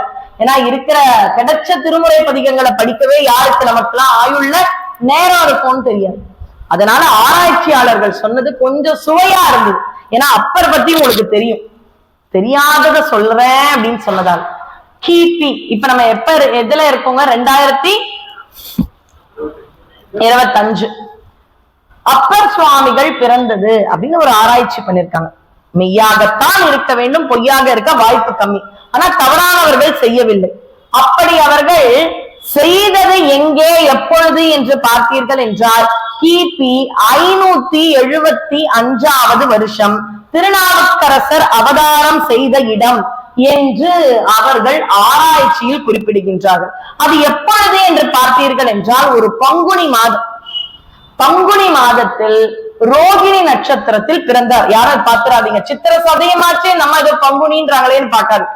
நமக்குத்தான் பிறந்தது, அடியார்களுக்கு இறைவனோடு கலந்ததுதான் குரு பூஜை. என்னை மாதிரி இருக்கக்கூடிய சாமானியர்களுக்கு எப்படி என்றால் பிறந்ததை பிறந்த தேதி பர்த்டேன்னு கொண்டாடும். ஆனா அடியார்கள் பிறந்த தேதியை பத்தி அவங்களுக்கு கவலை இல்லை. அவங்களுக்கு எது முக்கியம்? அவர்களுடைய குறிக்கோள், நோக்கம் இறைவனோடு நான் கலக்கலாம். அப்ப நம்ம குரு பூஜைன்னு கொண்டாடுறோம் இல்லையா? சித்திரை சதயம் கொண்டாடுறோம், வைகாசி மூலம் கொண்டாடுறோம், ஆணி சுவாதி கொண்டாடுறோம், இதெல்லாம் கொண்டாடுறோம் இல்லையா? ஆடி சுவாதி, ஆணி மகம் இதெல்லாம் கொண்டாடுறோம் இல்லையா, அதெல்லாம் அவர்களுடைய பிறந்த தேதிகள் அல்ல, அவர்கள் இறைவனோடு இரண்டரை கலந்த நாட்கள். அதனால சித்திரை சதயம்னு நம்ம கொண்டாடுறது அவருடைய குரு பூஜை. அவர் பிறந்த தேதி கொஞ்சம் தெரிய வேண்டாமான்னு பாத்தீங்கன்னா பங்குனி மாசம் ரோகிணி நட்சத்திரம். இன்னைக்கு போய் என்னுடைய குழந்தைகிட்ட 24 ஏப்ரல் ஒருத்தருக்கு பிறந்த நாள் தெரியும்மா, எனக்கு ரொம்ப சந்தோஷம். நானே இப்பதானே ஆராய்ச்சி நூல்ல படிச்சேன். 24 ஏப்ரல் பங்குனி மாசம் ரோகிணி நட்சத்திரம் அப்பர் சுவாமிகள் பிறந்திருக்காரு. அது ஆங்கிலத்துல கணக்குப்படி பார்த்தா 24 ஏப்ரல். பரவாயில்லையே, இதெல்லாம் எனக்கு தெரியுது. யாருடான்னு அவன் சொன்னா சச்சின் டெண்டுல்கர். அதுவும் கரெக்ட் தான். ஆனா எந்த அளவு குழந்தைகளுக்கு இன்றைய நாகரிகமான விஷயங்கள், ஒரு சினிமா, கிரிக்கெட், அதெல்லாம் குழந்தைங்களை விட்டுட்டு வாங்கினா வரமாட்டாங்க. ஏன்னா அந்த காலத்துல சிவாஜி என்றான எல்லாருமே நீங்க பார்த்திருப்பீங்க, அது வேற. ஆனா இந்த ஆன்மாவிற்கு சிவசொத்து, திருமுறைகள், அருளாளர்களை நாம் கண்டிப்பாக குழந்தைகளுக்கு சொல்லித்தர வேண்டும். நீ நம்படா, போகும்பொழுது அப்பர் தாத்தாவை கூப்பிட்டுக்கோ, அவர் உன் கூட வருவர். இப்படி ஒரு நம்பிக்கையான வார்த்தைகளை நாம் சொல்லுவேன். செக்குலார் சொன்ன அடுத்த விஷயம் என்ன தெரியுமா? எந்த ஒரு இடத்திலும் சிவபெருமான கூட விளையாட்டா விட்டு கொடுத்துடுறார், அடியார்களை விட்டே கொடுக்கல. எந்த இடம்? இங்க நம்ம நாவுக்கரசர் புகழனார், அம்மா பேரு மாது இனியார். என்ன அழகான பேர்! மாது அப்படின்னா பெண், அதுல இனிமையான பெண். ஆகு பேரா வந்ததா, உண்மையான பேரா, இதெல்லாம் நமக்கு தெரியல. மாதினியார். இந்த இருவருக்கும் முதலில் மகள் லக்ஷ்மி மாதிரி திலகவதியார் பிறக்கின்றார். கொஞ்சம் வருஷம் கழிச்சு சுவாமி கிட்ட கேட்கிறாங்க, ஒரு ஆண் மகவு வேணும். ஒரு பொன் குழந்தை பிறந்தவங்க ஒரு பையன் கேட்கறது இயற்கை, நம்ம ஏற்றுக்கொள்ளும் பக்குவம் இன்னைக்கு எல்லாருக்குமே நிறைய பேருக்கு வந்துடுச்சு. அப்படி அவர்கள் பல காலம் வேண்டி பிறந்த குழந்தை தான் பாத்தீங்கன்னா மருள் நீக்கியார் என்ற நாவுக்கரசர். சரி, இந்த வரலாறு தெரியும். எதுக்கு நான் இங்க வந்தேன் அப்படின்னு பாத்தீங்கன்னா, அவருடைய சரித்திரம். திலகவதியார் வராங்க, ஒரு போர் வீரர், அவருக்கு மனம் பேசி முடிக்கிறார்கள். அப்படி மனம் பேசி முடிச்ச கொஞ்ச நாள்ல புகழனார் இறைவனோடு கலக்கிறார். இறைவன் மறைந்த அடுத்த க்ஷணம் மாதினியார் போயிட்டார். இதுல திலகவதியார் எவ்வளவு பெரியவங்க தெரியுமா? அப்பா இறந்தாச்சு, அம்மா அப்பாவோடய போயாச்சு, தன்னுடைய கணவன் வருவாரு, கல்யாணமாகி தம்பிய குழந்தை மாதிரி வளர்க்கணும்னு இருக்கும் பொழுது போர் முனைவில் கணவனும், யாரு கணவன் கூட கிடையாது, நிச்சயிக்கப்பட்டவர் இறக்கின்றார். இதற்கு மேல் கல்யாணம் வேண்டான்ட்டு எப்படி அம்மா அப்பாவோட போனாங்களோ அது மாதிரி நானும் உயிரை துறக்க வேண்டும் என்று ஒரு இளம் பெண், அம்மாவிற்கும் தாண்டிய பொறுப்பு அக்காவுக்கு இருக்கு. அப்ப நாவுக்கரசர் போய் அக்கா கிட்ட பிடிச்சு கேட்கிறான், அக்கா நீ போயிட்டு நான் எங்கக்கா போவேன்?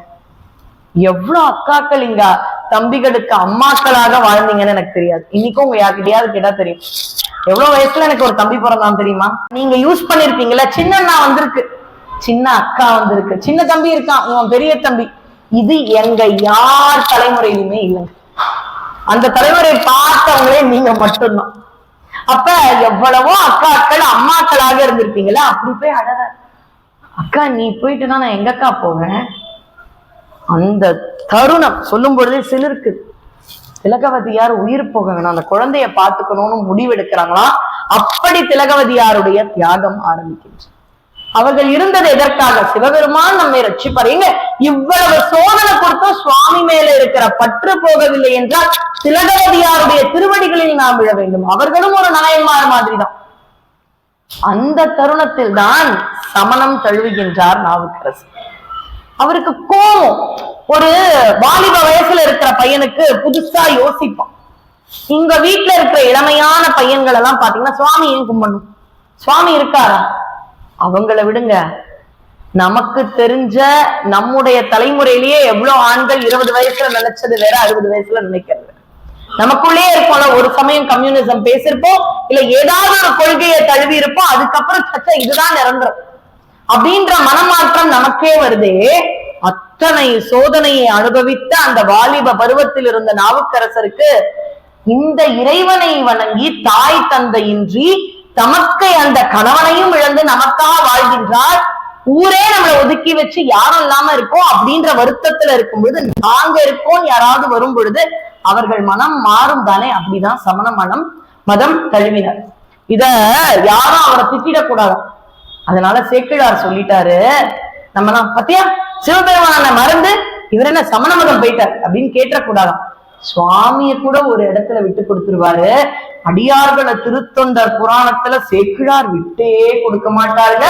சேக்கிழார் சொல்றாரா, அந்த வாலிப வயசுல அவ்வளோ கஷ்டம், அவ்வளோ சோதனைகளை அனுபவிக்கிற அந்த குழந்தைக்கு ஒரு வழிகாட்டி இல்லைன்னா அப்படிதானே போயிருப்பான். சிவபெருமானே நீதானே வழிகாட்டியா கைட் பண்ணிருக்கணும் அவனை. அங்க வழிகாட்டுதல் இல்லாதது உன்னுடைய தவறு. அதனால அந்த குழந்தை வழிமாறி போனான். இறைவனை கூட உரிமையாக கடிந்து சொல்கின்றார்.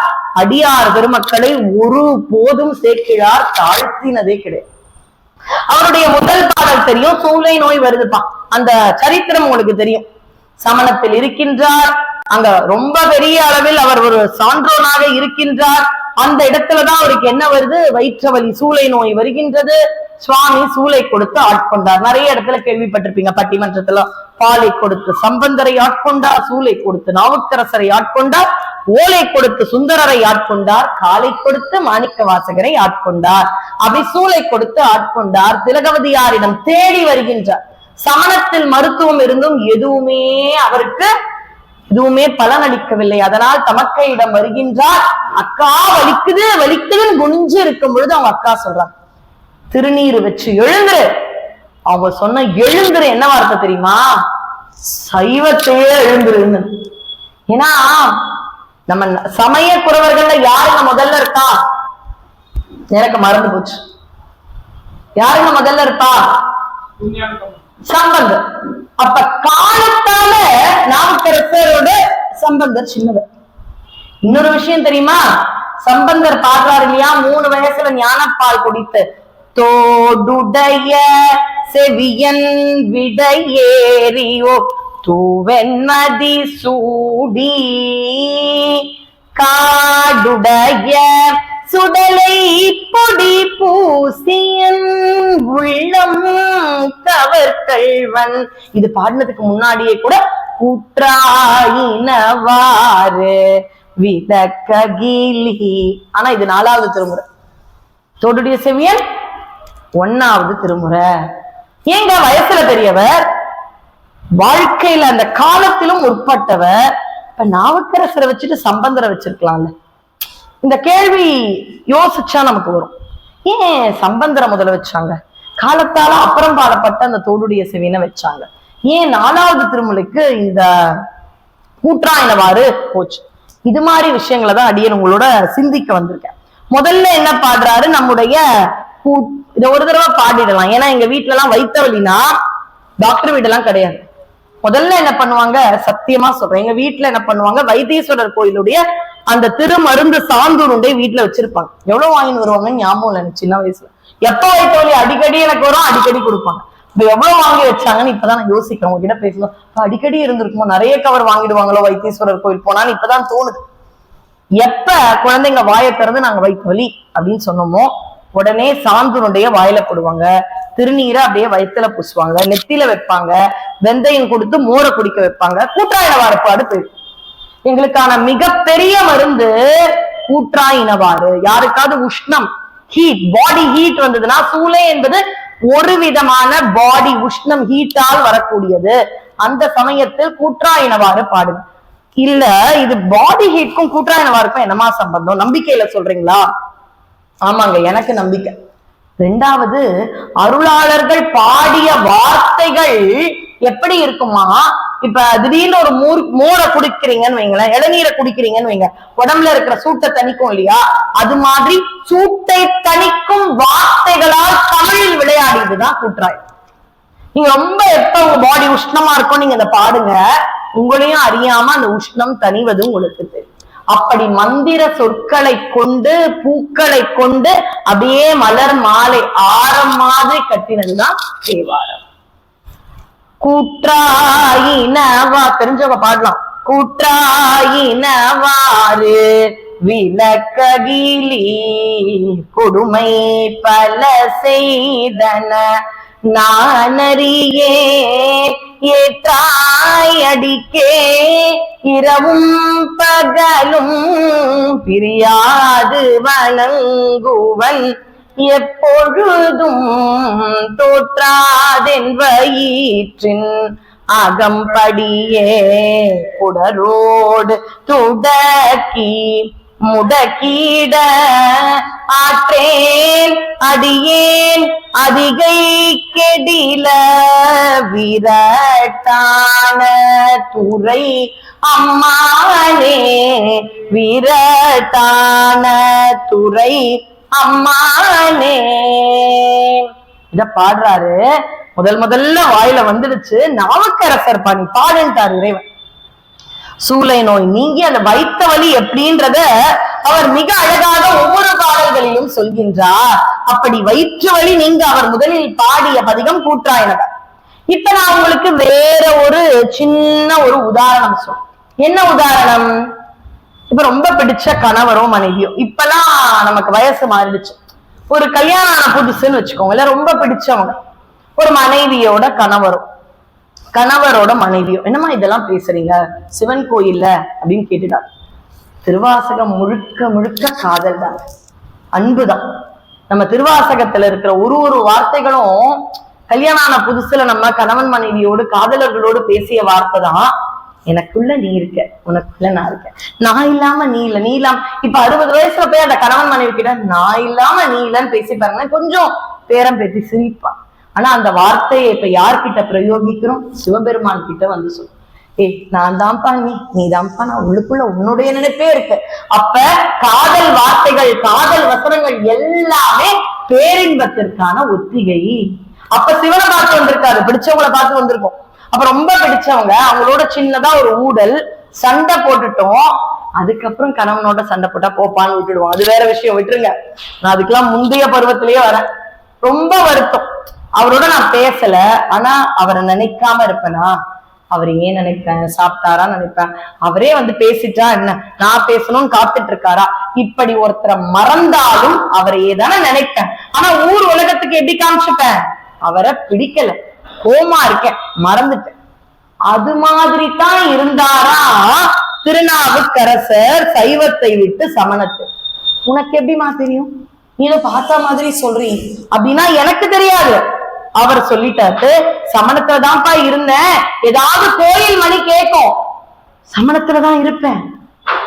சிவபெருமான் கோயில்ல மணி அடிக்குதுல, எல்லாரும் தேவாரம் பாடுவாங்க, இறைவனை பாடுவாங்க, சுவாமிக்கு நைவேத்தியம் ஆகுது, பூமணமா இருக்கே, எல்லாரும் மாலை கட்டி போடுறாங்க போல, சுவாமி உற்சவம், மேலதானம் வருது, அவர் உற்சவம். ஆனா நான் சமணத்துல இருக்கேன், இதெல்லாம் நினைக்கூடாது. திருப்பியும் இருப்பாரா, அங்க ஏதாவது ஒரு தூபம் வருமா, சுவாமிக்கு 6 கால அபிஷேகம், தூபத்தோட நான் சமணத்துல இருக்க உன்னை நினைக்கல, இப்படிதான் நடிச்சு இருந்தேன் அப்படின்னு சொன்னாராம். ஒரு கோபம், வெறுப்பு. ஒரு சின்ன பையன், நான் செல்லமா வளர்த்த அம்மா அப்பா இல்லைன்னா எனக்கு எவ்வளவு கோவம். அந்த கோவம் தான் எனக்கு கொஞ்ச நாள் உண்மையில இருந்தது. உன்னை என்னால் மறக்கவே முடியவில்லை என்று சுவாமிகள் பாடினார்.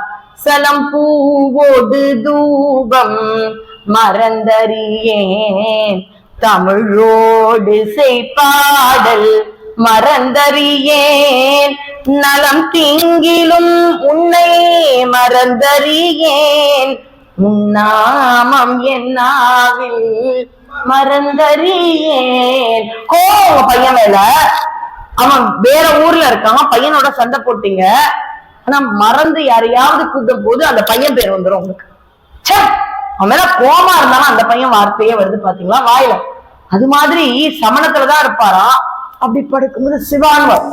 நான் சமணத்துல என்ன சிவான்னு வருது, அந்த அளவு நாவிற்கு பழக்கமாயிட்ட ஒரு பெயர். நான் உன் மேல கோச்சிட்டு கொஞ்ச நாள் நடிச்சேன், வைத்தவலின்றதுனால அந்த ஈகோ விட்டு வந்துட்டேன். ஆனா நிஜமா மறந்துட்டேனா உன்னை மறக்க முடியுமா? தூபம் வந்தா உன் ஞாபகம், படுத்தா சிவசிவன் வரும், ஆனா கோமா இருக்கேன்னு ஒரு முகமூடி அடிச்சுதான் வாழ்ந்தேன். வைத்தவலி போகணும்னு உன்கிட்ட அழல, உண்மையாவே நீ என் மனசுல இருந்த, உன்னை மறந்தா மாதிரி நடிச்சுதான்ப்பா நான் இருந்தேன் என்று அவர் சூளை நோயில் துடிக்க துடிக்க வழியில் பக்தியோடு பாடியது முதல் பாடல். சுவாமி வேண்டுவன வைத்தோம் தான் சொல்றார்.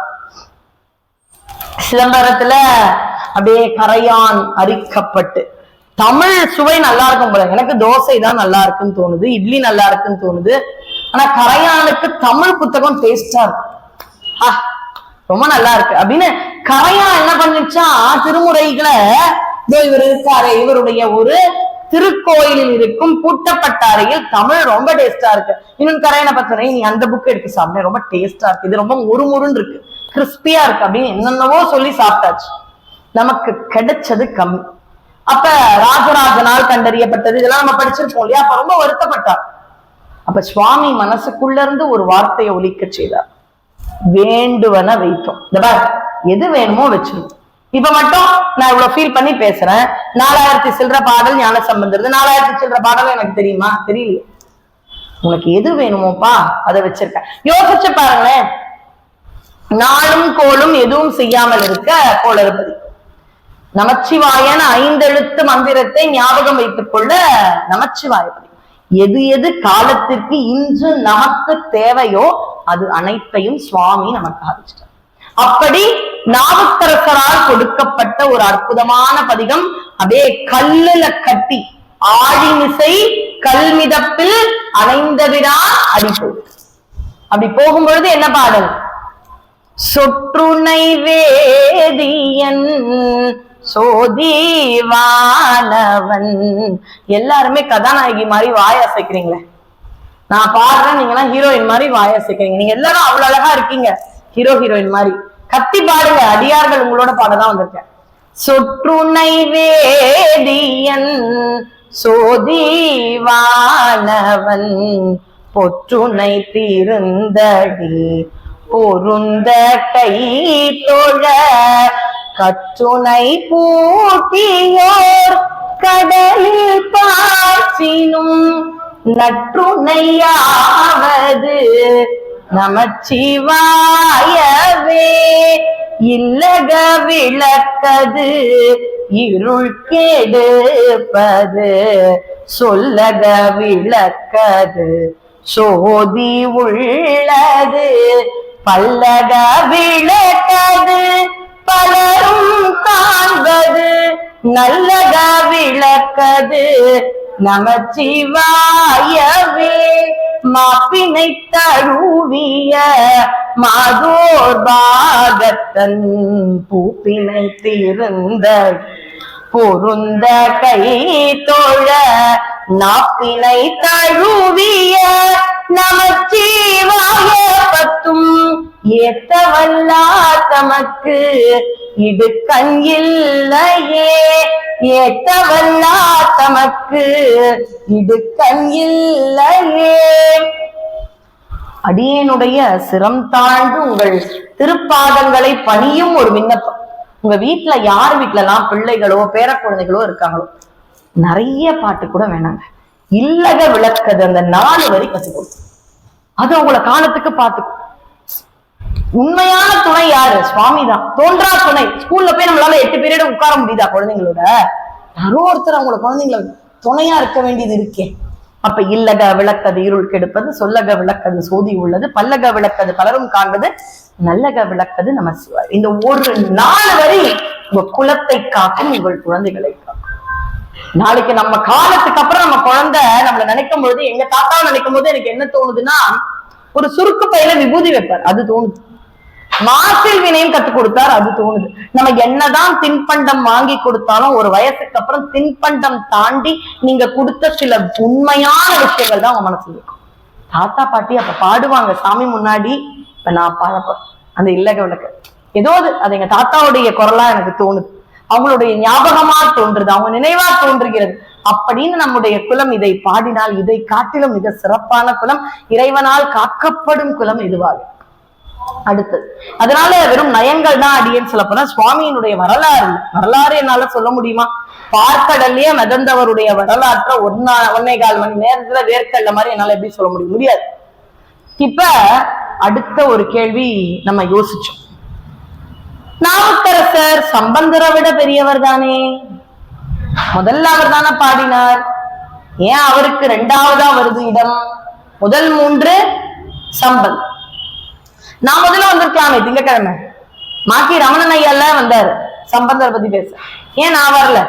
காலத்தால் அடுத்ததுதான் நாவுக்கரசருக்கு, 4வது 5வது திருமுறை தான் எனக்கு, அப்பதான் வர முடியும். ஏன் அப்படின்றதுக்கான ஒரு சின்ன விளக்கம் அடியேனுடையது கிடையாது, அருளாளர்கள் சொன்ன வியாக்கியம். உங்க எல்லாருக்கும் வேதாரண்யம் தெரியும், திருமறைக்காடு. அங்க போறாங்க. 4 வேதங்களும் அப்படியே கதவை மூடிவிட்டன அப்படின்ற ஒரு சரித்திரம். இன்னைக்கும் நம்ம தமிழ் படங்கள்ல சில படங்கள் காலத்திற்கும் மாறாமல் இருக்கும்னா, அடியனுக்கு ரொம்ப பிடிச்சது திருவருட்செல். சின்ன வயசுல டெக் எடுத்துதான் பார்ப்போம். எங்க வீட்டுல டிவி எல்லாம் கிடையாது, டெக்கு கேசட்னு வைப்பான். அது மாதிரி எப்பாவது வருஷத்துக்கு ஒரு தடவை வீட்டுல, அப்பதான் அவ்வளவுதான் வசதி நமக்கு. இன்னைக்கு நம்ம நினைச்சதை பார்க்கலாம், நினைச்சதை கேட்கலாம்னா எனக்குன்னு ஒரு அடிமை பூதத்தையே சுவாமி கொடுத்திருக்காருன்னு வைங்களேன். ஆட்டோல வர திடீர்னு ஒரு திருமுறை பாடலுடைய வரி நினைவுக்கு வரல, நான் டக்குன்னு போட்டா வந்துடுச்சு. அப்ப இதை விட அடிமை பூதம் எனக்கு யாரா இருக்கு? யாரங்கே அப்படின்னா வந்து கொடுத்துருது. ஆனா அன்னைக்கு அப்படி கிடையாது. ஒரு சின்ன விஷயத்துக்கும் நான் ஏங்கணும். எனக்கு பிடிச்ச பாட்டு எப்ப ரேடியோல போடுவானோ கேட்கணும். அது மாதிரி தேடி தேடிதாங்க வாழ்ந்தோம். அந்த வாழ்க்கை ரொம்ப இன்பமா இருக்கும். இந்த பாடல் வரிகள், அந்த விஷயங்கள் அப்படி இருக்கும். அப்ப எங்க அப்பா என்ன வந்து வீட்டுல போட்டு காண்பித்த ஒரு படம் திருவருட்செல்வர். எங்க வீட்டுல ஒரு டெக்கு போட்டாலும் இதுதான் காமிப்போம். அந்த படம் அன்னில இருந்து இன்னி வரை என்னால மறக்கவே முடியும். என்ன அருமையான இன்று பலருக்கும் சம்பந்தர் என்ற ஒருத்தர் இருக்காருன்னு தெரியும். நான் உங்களை மாதிரி இருக்கிறவங்கள சொல்லல, சிலருக்கு தெரியும் என்றால் இது போன்ற திரைப்படங்கள். அப்ப வேதாரண்யம் வராங்க, கதவு மூடியாச்சு. முதல்ல என்ன பண்றார், நாவுக்கரசர் பாடணும், கதவு திறக்கணும். சம்பந்தர் பாடணும், திறந்த கதவு மூடணும். ஏன்னா கோயில் இருந்தா நடைய சாத்தணும், நடைய திறக்கணும். ஒரு கோயிலுக்கு நடையே சாத்துறது இல்லைங்க. அது என்ன கோயில் தெரியுமா? தென்னிந்தியால திருவண்ணாமலை, வட இந்தியால கைலாய். கோயில் தான், மலையேதான் சுவாமி, கதவே கிடையாது. எப்ப வேணாலும் போய் பார்க்கலாம். 24 மணி நேரமும் எல்லா நாளும் நமக்காக அருள்வார். எதை சொல்ற, அந்த மலைப்பாறை, அதுதான் சுவாமி. அப்படி இந்த கதவை மூடினோம். திறந்தாச்சுன்னா, இவ்வளவு காலம் மூடப்பட்ட கதவு திறந்தாச்சு, ஆனா மறுபடியும் மூடலன்னா சில விதிகள் இருக்குல்ல, கோயில்களுக்கான விதிகள், அதனால மூடணும். சோ சுவாமிகள் 2 பேரும் பேசியிருந்தாங்க. இந்த திருமறைக்காடு வந்துட்டோம், இதுக்கு முன்னாடி திருவழிமேடலை போறாங்க, பஞ்சத்தை தீர்த்து வச்சாங்க. அதுக்கு வர அப்புறமா இங்க வராங்க. சம்பந்தர் சொல்றாரு, ஐயா நீங்க என்ன விட பெரியவங்க, நீங்க பாடுங்க, கதவு திறக்கட்டும். மூடுறதுக்கான பாட்டை நான் பாடு. சரிப்பா. பண்ணி நேர்மொழியாள் ஆள், பண்ணி நேர்மொழியாள் ஆள், பண்ணி நேர்மொழியாள், பண்ணி நேர்மொழியாள். அம்பாளை பார்த்து அப்படி ஆரம்பிக்கிறார், பண்ணினேர் மொழியா. ஏன்னா அந்த அம்பாளுடைய குரல் அழகா இருக்கும். நான் பாடினாலே பேசுற மாதிரி இருக்கும், ஆனா அம்பாள் பேசினாலே பாடினா மாதிரி இருக்கும். சரஸ்வதி வீணை எசச்சுட்டே இருந்தானா, அம்பாள் அப்படியே லைச்சு கேட்டானா, பா அழகா பண்ணிட்ட, சபாஷ் அப்படின்ட்டான். உடனே சரஸ்வதி வீணையை வச்சுட்டு வந்துட்டான். ஏமா அப்படின்னு கேட்டா, இல்லம்மா என்னுடைய வீணையை விட உன்னுடைய சபாஷ்னு சொல்ற அந்த அழகான குரல் மதுரமா இருந்தது, அதனால உனக்கு முன்னாடி அந்த வீணை இசை நிக்குமா, அதனால வீட்டுல போய் வச்சுட்டு வந்துட்டேன்னு சொன்ன சரஸ்வதி. இன்னைக்கும் திருமறைக்காட்டுல பெரிய அற்புத திருவுருவ சிலையா இருப்பா, ஆனா கையில வீணை இருக்காது. ஏன்? வீணையை காட்டிலும் அழகான குரல் யாருக்கா? பண்ணி நேர் மொழியால், அதான் அம்பாள். அப்படி பாடுற ஒரு பாட்டு பாடு, கதவு திறக்க. 2வது பாட்டு பாடுறார், கதவு. 3வது 4வது அப்படியே போயிட்டு நிறைவு பாட்டு பாடுறார். அரக்கனை விரலார்ந்த, அதாவது அரக்கன்ற இலங்கை வேந்தனை உன்னுடைய விரலால் அடர்ந்துட்டனை, அப்படியே அமர்த்திட்டியே அப்படின்னு அந்த நிறைவு பாடலை பாடிட்ட பிறகு கதவு பளின்னு திறக்கு. அப்படியே எல்லாரும் அன்னைக்கு அந்த திருமறைக்காட்டுல எப்படி இருப்பாங்க தெரியுமா? அப்பா எவ்வளவு நாள் எங்க ஊர் கதவை மூடி இருந்து திறந்துடுச்சு இருக்கும். இந்த உணர்வு எனக்கு கிடைச்சது, அதனாலதான் கொஞ்சம் ஜாஸ்தியாவே அந்த எக்ஸ்பிரஷனை கொடுக்குறேன். எப்ப கிடைச்சது தெரியுமா? 2020 கொரோனா. கதவு மூடிட்டாங்க, கோயிலுக்கு வராத நாட்கள் நமக்கு உண்டுங்க. ஒரு 5 வருஷம் முன்னாடி ஏதாவது பிரச்சனைனா யாரு ஒருத்தர் அழுக்காம அந்த பிரச்சனையை கேட்பாருன்னா கந்தசாமி தான். வீட்டுல நம்ம பேசிட்டே இருந்தாமா, உன் கதையை ஆரம்பிக்காதன்னு ஒரு 4 நாள் கேட்பாங்க, 5வது நாள் சொல்லிடுவோம். கட்டின கணவன், பிறந்த மகன், எல்லாருக்குமே ஓரளவு தான் நம்ம கஷ்டத்தை கேட்கும். அவங்கவுங்களுக்கு அவங்கவுங்க வேலை இருக்கும், தப்பு சொல்ல முடியும். ஆனா நம்ம கதைய, நம்ம சோதனைகளை ஒருத்தர் அழுக்காம கேட்டாலும், அருணகிரியார் பாடுறார், கோடி தடவை நான் உன்கிட்ட அதே கஷ்டத்தை சொன்னாலும் இன்முகத்தோட கேட்டு சரியாயிடும், நான் பாத்துக்கிறேன்னு சொல்றது நீதாண்டா முருகான்றான். நான் முருகன். அப்படி யார் நமக்கு இருப்பா? முருகன் தான் இருப்பா, சுவாமி தான் இருப்பார். இது என்னுடைய லைஃப்ல நடந்ததுங்க. நீங்களும் அதை உணர்ந்து இருப்பீங்க. 2020 கோயில் மூடியாச்சு. குழந்தை எனக்கு 20ல பிறந்ததுன்னு சொன்னேன் இல்லையா, 2020 பிப்ரவரி குழந்தை. ஒரு ஏப்ரல் ஸ்டார்டிங் இல்ல மார்ச் எண்டு நமக்கு இந்த கொரோனா பெருந்தொற்று வருது. முதல்ல இதெல்லாம் நாங்க பார்க்கிறோம். பெருந்தொற்று, ஊர் அடைப்பு, கோயில் அடைப்பு. எதை வேணாலும் தாங்க முடியும். நம்ம யாருக்குமே கோயில் வரலன்னா நானும் சொல்லக்கூடாது, நீங்களும் அப்படிதானே. இல்லைன்னா இன்னைக்கு இங்க வந்திருப்பீங்களா? அங்க உட்காந்து பாக்யலட்சுமி தானே பார்த்திருப்பீங்க. இங்க வந்து கற்பகலட்சுமியை பாக்குறீங்கன்னா சுவாமி பிடிக்கும் வரீங்க. அப்ப நமக்கு சுவாமியை பார்க்காம இருக்க முடியும்? ஒரு 6 மாதங்கள் கபாலீஸ்வரரை பார்க்கலாம். அழுகியா வரும், சொல்லும் போதே எனக்கு அழுகும். ஈவினிங் ஆனா உற்சவமூர்த்தியை வந்து காமிப்பாங்க. கபாலீஸ்வரர்னு அந்த அறநிலையத்துறையினுடைய சேனலுக்கு போனா உற்சவமூர்த்திக்கு தீபாரதனை நடக்கும். நம்ம சர்க்குரு ஐயா பாடுவார். அவ்வளவுதான் பார்ப்போம். மறுபடியும் அதையே பார்ப்போம் 2-3 தடவை. ஏன்னா கோயிலுக்குள்ள போக முடியாது. அவ்வளவு அழும் பொழுது செப்டம்பர்ல கொஞ்சம் தளர்வுகள் வந்தது. அப்ப என்னுடைய நண்பர் தொலைபேசியில் அழைக்கிறார். நாளையில இருந்து கோயில் திறக்கலாம்னு அரசாங்கம் உத்தரவு போட்டிருக்கு. ஆமா காத்துட்டு இருக்கேன். நைட்டு 10:30க்கு ஏதோ லக்னம் சரியா இருக்கா, நாளைக்கு காலையில லக்னம் சரியா இல்லையா, இவ்வளவு நாள் மூடப்பட்ட கதவு இல்லையா, 10:45க்கு லக்னம் நல்லா இருக்கான், திறக்கிறாங்களாம், வந்து பாக்குறியா. உள்ளெல்லாம் அலோவ் பண்ண மாட்டாங்க, திறக்கிறதுக்கு மட்டும் பூஜை பண்ணி திறக்கிறாங்க. நான் வரேன். 6 மாசம் குழந்தை தூக்கின்னு ஓடி போயிட்டேன். செப்டம்பர் எப்ப மார்ச் 25 மூடப்பட்ட கோயில், 6 மாசம் அழறோம். செப்டம்பர் திறக்கிறாங்க. 10:30 மணிக்கு குடும்பத்தோட போய் கபாலீஸ்வரர் பெருமானுடைய மூடின கதவு கோபுர வாசல நின்னுட்டோம். என்ன மாதிரி நம்மள மாதிரி சில பேர் சுவாமியே கதின்று போல, அது மாதிரி மயிலாப்பூர்ல ஒரு 100 பேர் இருந்துட்டோம். எப்படி தெரிஞ்சது யாருக்கும் தெரியல. ஒரு 100-150 பேர் அப்படியே காத்துட்டு இருக்கோம். கொஞ்ச நேரம் கழிச்சு சிவாச்சாரியர்கள் வந்து ஏதோ ஆகம விதிகள், ஹோமங்கள் எல்லாம் செஞ்சு ஒரு 11 மணி வாக்குல அப்படி யாரோ ஒருத்தர் வெடியெல்லாம் கொளுத்தி போடுறாங்க. கதவை திறந்தாங்க பாருங்களேன். அழுகையா இப்படிதான் இருக்குமோ, நாவுக்கரசரோ சமுதிரம் கதவை திறக்கும்போது இப்படிதாங்க இருந்திருக்கும். அந்த திருமறை காட்டுல எவ்வளவு நாள் மூடின கதவை திறந்திருக்கும். அந்த உணர்வு அடியனுக்கு கிடைக்கும். அப்ப அவ்வளவு நாள் கழிச்சு திருமறை காட்டில் அந்த நிலை கதவும் கோபுர வாக்கப்படி திறந்தாங்க. 10 பாட்டு பாடினார் நம்ம தலைவர் நாவுக்கரசர். திறந்தாச்சு. அடுத்தது குழந்தை பாடம். என்ன திருப்பியும் திறந்த கதவு மூடணும், கோயில திறந்த மாதிரி விடக்கூடாது, அது விதிகள். சம்பந்தர் ஒரே பாட்டு பாடிட்டார், மூடிடுச்சு.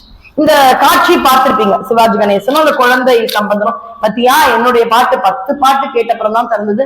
உங்க பாட்டு பாத்தீங்களா சுவாமி? ஒண்ணுலயே இல்ல, உங்களோட பாட்டு கேட்க கேட்க ஆனந்தமா இருக்கும், அதனால அவரை கொஞ்சத்துல திறக்க, என் பாட்டு போதும், நிறைய கேட்டாச்சுன்னு உடனே திறந்துட்டார். இந்த மாதிரி ஒரு சம்பாஷணை ரொம்ப நல்லா இருக்கும். அதுக்கு அருளாளர்கள் சொல்றாங்க, ஏன் 10 பாட்டுக்கு அப்புறம் கதவு திறந்து தெரியுமா? இப்ப நான் பேசினே இருக்கேன், நீங்க ஏதோ என்கிட்ட கேட்க வரணும், ஏதோ பேச போறீங்க, இப்பவே வந்து கேட்பீங்களா? மேடை ஏறி இவங்க முடிக்கட்டும் பேசிக்கலாம், காத்துட்டு இருப்பீங்கல்ல. இப்ப முடிக்கிறதுக்கு எப்படி நன்றி வணக்கம்னு நான் சொன்னாதானே முடிஞ்சிடுச்சுன்னு நீங்க நினைப்பீங்க. அப்படி இறங்கி வரும் பொழுது சுவாமி காத்துட்டு இருந்தாராம். சரி பாடின்னு இருக்காரு, இந்த நாவுக்கரசன் பாடட்டும் அப்படின்னு காத்துட்டு இருக்காராம். ஏன் காத்துட்டு இருந்தார்? 10 பாட்டு தெரியுமா? எந்த பாட்டுல ராவணனை பத்தி பாடுறாரோ அதான் கடைசி பாட்டு நாவுக்கரசன். ஏன்? ராவணனாலதான் இவர் வந்தவர். இல்லை அதுவரை எங்க இருந்தார்? கைலை மலைச்சாரலில் இருந்தார். ராவணனுக்கு உதவ போய் வந்தவர் நம்ம ஆரம்பத்திலேயே பார்த்தோம். அதை மறக்கவே மாட்டாராம். எப்பா கைலாயத்துல இருந்தப்பா, உனக்கு உதவி பண்ணி நான் இங்க வந்துட்டேன் அப்படின்றத மறக்காம ராவணனை பற்றி பாடினார் என்றால் சுவாமிக்கு அது ஒரு விதமான நன்றியுரை மாதிரி. ராவணனை பத்தி பாடிட்டான், அப்ப இதான் 10வது பாட்டா இருக்கும், சரி இதோட முடிச்சிடறாரு போல இருக்கு அப்படின்னு சுவாமி வந்துருவார். இந்த இடத்துல கதவை திறந்தா அவருடைய தமிழ் நின்றுடும். சரி, எப்ப நாவுக்கரசன் ராவணனை பத்தி பாடுறாரோ அப்ப கதவு திறக்கலாம். சுவாமி பிடிச்சுட்டே இருந்தாராம். இவர் அழுதுண்டே பாடுறாரா, ராவணனை பத்தி பாடு. சுவாமி திறந்துட்டா இவர் பாட்டு கிடைக்காதே, ராவணனை பத்தி பாடினாதான் பாட்டு முடியும். சுவாமி பிடிச்சுட்டே இருக்காரு கதவு. இவர் பாட சுவாமி கதவு பிடிக்க, இவர் பாட சுவாமி கதவு பிடிக்க. அதுக்கப்புறம் அரக்கனைன்னு ஆரம்பிச்சார். அரக்கனை விரலா அடர்ந்துட்டனை. அப்ப கதவை தரன்னு பாடிட்டேன். ராவணனை பத்தி பாடிட்டாரு, இவர் முழு பாடலை நமக்கு கொடுத்துட்டாரு. அப்பா ஒரு பாட்டு கிடைச்சது, இந்த பாட்டை வாங்கின கதவை திறக்கலாம். சுவாமி திறந்தாராம். இந்த நாவுக்கரசர் நஞ்சினார். பத்தியா எவ்வளவு பாட்டு கேட்க வச்சார். சுவாமி சொன்னாரா, இல்லப்பா நீ பாட்டு முடிக்கல, நீ பாட்டு முடிக்கணும், நான் வெயிட் பண்றேன். அப்ப சுவாமி நாவுக்கரசருடைய தமிழையும் பாடலையும் அப்படியே வேண்டி அவ்வளவு ஆனந்தமாக பெறப்பெற்றார். திருவிழிமழிலையில ஒரு சின்ன ஒரு விஷயம், இதை முடிச்சுட்டு ஏன் 4 வரி இவர் பெரியவர்னு சொல்றதுக்குதான், 2ஆம் அவர்னு சொல்றதுக்கு மட்டும்தான் நேரம். திருவிழிமழிலையில் ஒவ்வொரு பலிபீடத்திலும் படிக்காசு. உங்களுக்கு எல்லாம் அந்த சரித்திரம் தெரியும்ன்றதுனால நான் விவரிக்கல. ரொம்ப பஞ்சம் பார்த்து விட்டது திருவிழிமிழல். பஞ்சம் பார்த்த இடத்தில் நாவுக்கரசரும் சம்பந்தரும் வருகிறார்கள். இன்னைக்கு யாராவது பணம் பார்க்கும் அடியார்கள், சில மடாதிபதிகளும் ஆதீனங்களும் வணங்கத்தக்கவர்கள். ஆனா ஒரு சிலர் அப்படி இல்லை இல்லையா? அவங்க எல்லாம் எங்க பஞ்சமோ அந்த இடத்துக்கு போவேனான்னு வேற இடம் போயிடுவாங்க. ஆனா இவங்க என்ன பண்றாங்க, பஞ்சமாப்பா அந்த இடத்துக்கு போய் முதல்ல மக்களை காப்பாங்க. 2 பேரும் வராங்க. 2 பேருக்கும் பலிபீடத்துல சுவாமி ஒரு காசு வைப்பார். அதுவும் எப்ப அவங்க வேலை பண்ணாதான் வைப்பார். என்ன வேலை? பாடும் பணியே பணியா இருந்தாலும் ஒரு பாட்டு, தமிழ் பாட்டு பாடு தரேன். அப்ப இதுல இருந்து சுவாமி என்ன சொல்றாரு, நீங்க கூட ஒரு தமிழ் பாட்டு அடிக்கடி திருமுறை பாடுங்க, காசு தரும். ஏதாவது ஒரு பாட்டு பாடிடுங்க, சுவாமி உங்களுக்கு வேணும்ன்றதை கொடுத்துருவார். அதுக்கு அவர் திரும்ப உங்ககிட்ட என்ன கேட்கிறார்? அந்த உண்மையான சிவபக்தியும் தமிழ் திருமுறை பாட்டு. வேற எதுவும் அவர் கேட்கவே இல்லை உங்ககிட்ட. எவ்வளவு பெரிய பணக்காரரா வந்து சுவாமிக்கு 10 வஸ்திரம் கொடுத்தாலும் ஏத்துப்பாரானா ஏத்துப்பார். ஆனா அததான் அவர் என்கிட்ட எதிர்பார்த்தாருன்னா கிடையாது. உண்மையான கண்ணீர் மல்கும் ஒரு பக்தியோட திருமுறை பாடலோ திருப்புகழையோ தான் கேட்கிற. அப்படி இவர் வரார். ஒரு காசு இருக்கு. இதுல நாவுக்கரசருடைய மடத்துல பாத்தீங்கன்னா 11:30க்கு லஞ்ச். சம்பந்தருடைய மடத்துல பாத்தீங்கன்னா 1 o'clock. அன்னைக்கு எனக்கு சரி பசி. திருவிழிமழையில நானும் எங்கேயோ அங்க ஆடு மாடு வச்சுட்டு இருந்தேன். ரொம்ப பசிக்குது. நான் சொல்றேன், நாவுக்கரசர் மடத்துக்கு முதல்ல போயிடும். ஏன்? சம்பந்தர் மடத்துல 1 o'clock தான் ஃபுட்டு. இவர் மடத்துல தான் இப்ப 11. முதல்ல இவர் மடத்துல போட்டுருவோம். போறேன். இந்த சம்பந்தர் கேட்டு வருத்தப்பட்டார். சுவாமி கிட்ட போய் கேட்கிறார், வாசி தீரவே காசு ஏன்பா என்னுடைய காசு மட்டும் உடனே வரல? அவருடைய பக்தர்கள் தொண்டர்களை கூப்பிட்டு கேட்கிறார், ஐயா உங்களுடைய காசை உடனே மாத்த முடியும். இத நான் இந்த காலத்துக்கு ஏத்த மாதிரி சொல்லட்டுமா? இப்ப உங்ககிட்ட ஆட்டோல இப்ப நான் போனோம், பணம் எடுத்துன்னு வரலன்னு வச்சுக்கோங்களேன். உங்ககிட்ட ஜிபே பண்றேன், ஒரு 200 ரூபாய் தரீங்களா, நான் ஆட்டோல போறேன்னு கேட்டா யாராவது தரலாம். அதே உங்ககிட்ட வந்து சிங்கப்பூர் டாலர் 80 ரூபாய், ஒரு 3 வச்சிருக்கேன், இந்த $3 வச்சுக்கோங்க, 210 ரூபாய், இதை வச்சு 200 ரூபாய் தரீங்களான்னா நீங்க தருவீங்களான்னா யோசிப்பேன். சிங்கப்பூர் டாலரை நான் எங்க போய் மாத்தி, புரியுதுமா? அந்த தொகை தான் தர, நான் என்னால அதை உடனே மாத்த முடியாது. இதே ஜிபேல 200 ரூபாயா கொடுக்குறேன்னா நீங்க தரலாம். இதுதான் நடந்தது. நாவுக்கரசருடைய பணம் உடனே அங்க இருக்கிற அங்காடிகள்லாம் மாற்றப்பட்டு விடும். சம்பந்தர்து எக்ஸ்சேஞ்ச் பணம் அவ்வளவு ஈஸியா மாத்த முடியாது. சுவாமி கிட்ட கேட்கிறாரா, ஏன் என்னுடைய பாடல்கள் மட்டும் இப்படின்னா? சுவாமி சொல்றாரா, நீ செல்ல குழந்தை, நல்ல பணக்காரனுக்கு எப்படி தருவோம் காசை? அக்கௌண்ட்ல கிரெடிட் பண்ணுவோம், செக்கா தருவோம். ஆனா கூலி ஆட்களுக்கு எப்படி தருவோம்? வாரமானா கையில காசா தருவோம். அவர் கூலி ஆளுக்கா? அவர் தான் கோயிலை சுத்தப்படுத்துறார், உடம்ப வருத்தி, அதனால் உடனே கொடுத்தோம்னாரா சுவாமி. அப்ப உழவார பணிக்கு எந்த அளவு மகத்துவம். அவர் சமணத்துல சாப்பிட்டு சாப்பிட்டு சாப்பிட்டு வந்த கொழுப்ப கோயிலில் உழவார பணி செய்து செய்து செய்து செய்து கழித்தார். எந்த இடத்தில் வந்தார்? கையிலிருந்து வந்தவருக்கு மறுபடியும் கைலாயம் செல்வதற்கு அத்துணை பாடு. ஒரே ஒரு விஷயம் சொல்லிட்டு நிறைவு பண்றேன், அதுக்குதான் எனக்கு நேரம் இருக்கும், 2 நிமிஷம். வேதாரண்யத்துல தானே இருக்கும். அந்த இடத்துல இவர்கள் தங்கும் பொழுது, இதுக்கப்புறம் தான் மங்கையர்க்கரசியார் சம்பந்தரை கூப்பிடுவாங்க. நாளும் கோளும் சரியில்லைன்னு இவர் சொல்ல, அவர் அப்பதான் வேயுறு தோழி பங்கன் பாடிட்டு மதுரை கிளம்புறார். அதுக்கு முன்னாடி அன்று இரவு நாவுக்கரசருக்கு ஒரே வருத்தம். 10 பாட்டு பாடினப்புறம் கதவு திறந்து, அந்த குழந்தை ஒரு பாட்டுல கதவு வந்துச்சு. 10 பாட்டு பாடினப்புறம் தான் கதவு திறந்து. எனக்கு ஒரு பாட்டுல அப்ப என் பக்தி கம்மியா? பொறாம இல்லை, இன்னும் நான் என் பக்தியை ஜாஸ்தி பண்ணணுமா? நமக்கு யாருக்காவது அருள் குடிச்சா என்ன மாதிரி இருக்காங்க என்ன நினைப்போம்? சாமி பத்தியா அவருக்கு தராங்க. அப்ப நான் என்ன கேட்கணுமா? இன்னும் பக்தியை நிறைய பண்ணணுமா? நான் கம்மியா பக்தி பண்றேனா, கம்மியா நினைக்கிறேனான்னு கேட்கணும். அப்படி ரொம்ப மனம் வருத்தப்பட்டு அவர் நினைக்கின்றாராம். அப்ப சுவாமி வரார், ஏன் வருத்தப்படுற? கவலைப்படாது. வேதாரண்யத்துல பக்கத்திலேயே இன்னொரு சப்த விடங்க தலங்கள்னு, உளிப்படாத திருமேனியே விடங்க தலங்கள்னு சொல்லுவாங்க. அதுக்கு ஒரு சரித்திரம் இருக்கு, இன்னொரு தடவை சொல்லுங்க. 7 விடங்க தலங்கள், திருவாரூர், திருநள்ளாறு, திருக்காராயூர், திருநாகை, அப்படி வரும்பொழுது 6வது திருவாய்மூர், 7வது வேதாரண்யம். இவங்க வேதாரண்யத்துல இருக்காங்க. சுவாமி சொல்றாரா, நீ திருவாய்மூருக்கு வா அப்படின்னு சொல்லிட்டார். சரி சுவாமி கூப்பிடுறார், நான் போறேன் அப்படின்னு போறாராம்.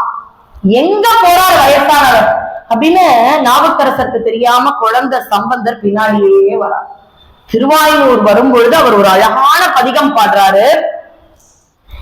எங்கே என்னை இருந்திடம் தேடி கொண்டு அங்கே வந்து அடையாளம் அருளினார் தெங்கே தோன்றும் திருவாய்மூர் செல்வனார். தெங்கே தோன்றும் திருவாய்மூர் செல்வனார். தெங்கே தோன்றும் திருவாய்மூர் செல்வனார். அங்கே வா என்று போனாராதென் கோலோ மண்ணும் மாமரை காட்டுமணாளனார். உண்ணி உண்ணி உறங்குகின்றேனுக்கு தன்னை வாய்மூர் தலைவனாமா சொல்லி என்னை வா என்று போனாராதென் கோலோ. திருவாய்மூர் வா அப்படின்னு இவர் போயிட்டாரு. சுவாமி உடனே அங்க போயிடுவார். நாவுக்கரசர் தள்ளாமையில நடந்து போற.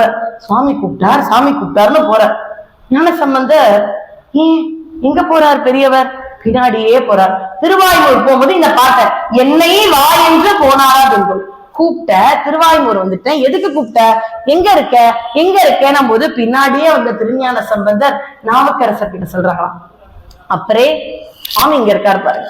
எனக்கு தெரியலையே, உங்களுக்கு தெரியுத சுவாமி? எனக்கு தெரியல. உங்களை கூப்பிட்டாலே உங்களுக்கு அருள் இருக்குன்னு அர்த்தமே. நல்லா பாருங்க, சுவாமி தெரியற அங்க அப்படின்ட்டு உடனே பாக்குறாராம். அப்ப சுவாமி காட்சி தந்தார். அப்ப குருவாக இருந்து சம்பந்தர் நாவுக்கரசருக்கு சுவாமி தரிசனம் நினைக்கிறார். நம்ம எல்லாருக்கும் குரு அவசியம். குருவருள் திருவருளை கொடுக்கும். அப்படி ஞான சம்பந்தர் இந்த இடத்தில் குருவாக இருந்து திருநாவுக்கரசருக்கு இறைவன் தரிசனத்தை காண்பித்து கொடுத்ததால் காலத்தில் சிறியவராக இருந்தாலும் முதல் பதிகம் முதல் திருமுறை சம்பந்தர். இதுதான் அதனுடைய ஒரு உட்பொருள். சரித்திரம் தெரியும்.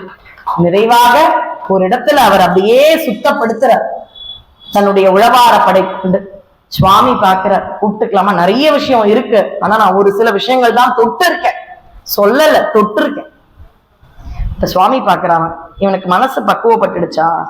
இப்ப நானும் நீங்களும் எங்க கோயில சுத்தப்படுத்துறோம்னு வைங்களேன், யாருதாவது வைரக்கம்மல் இருந்தா நான் டக்குன்னு எடுத்துருவேன்.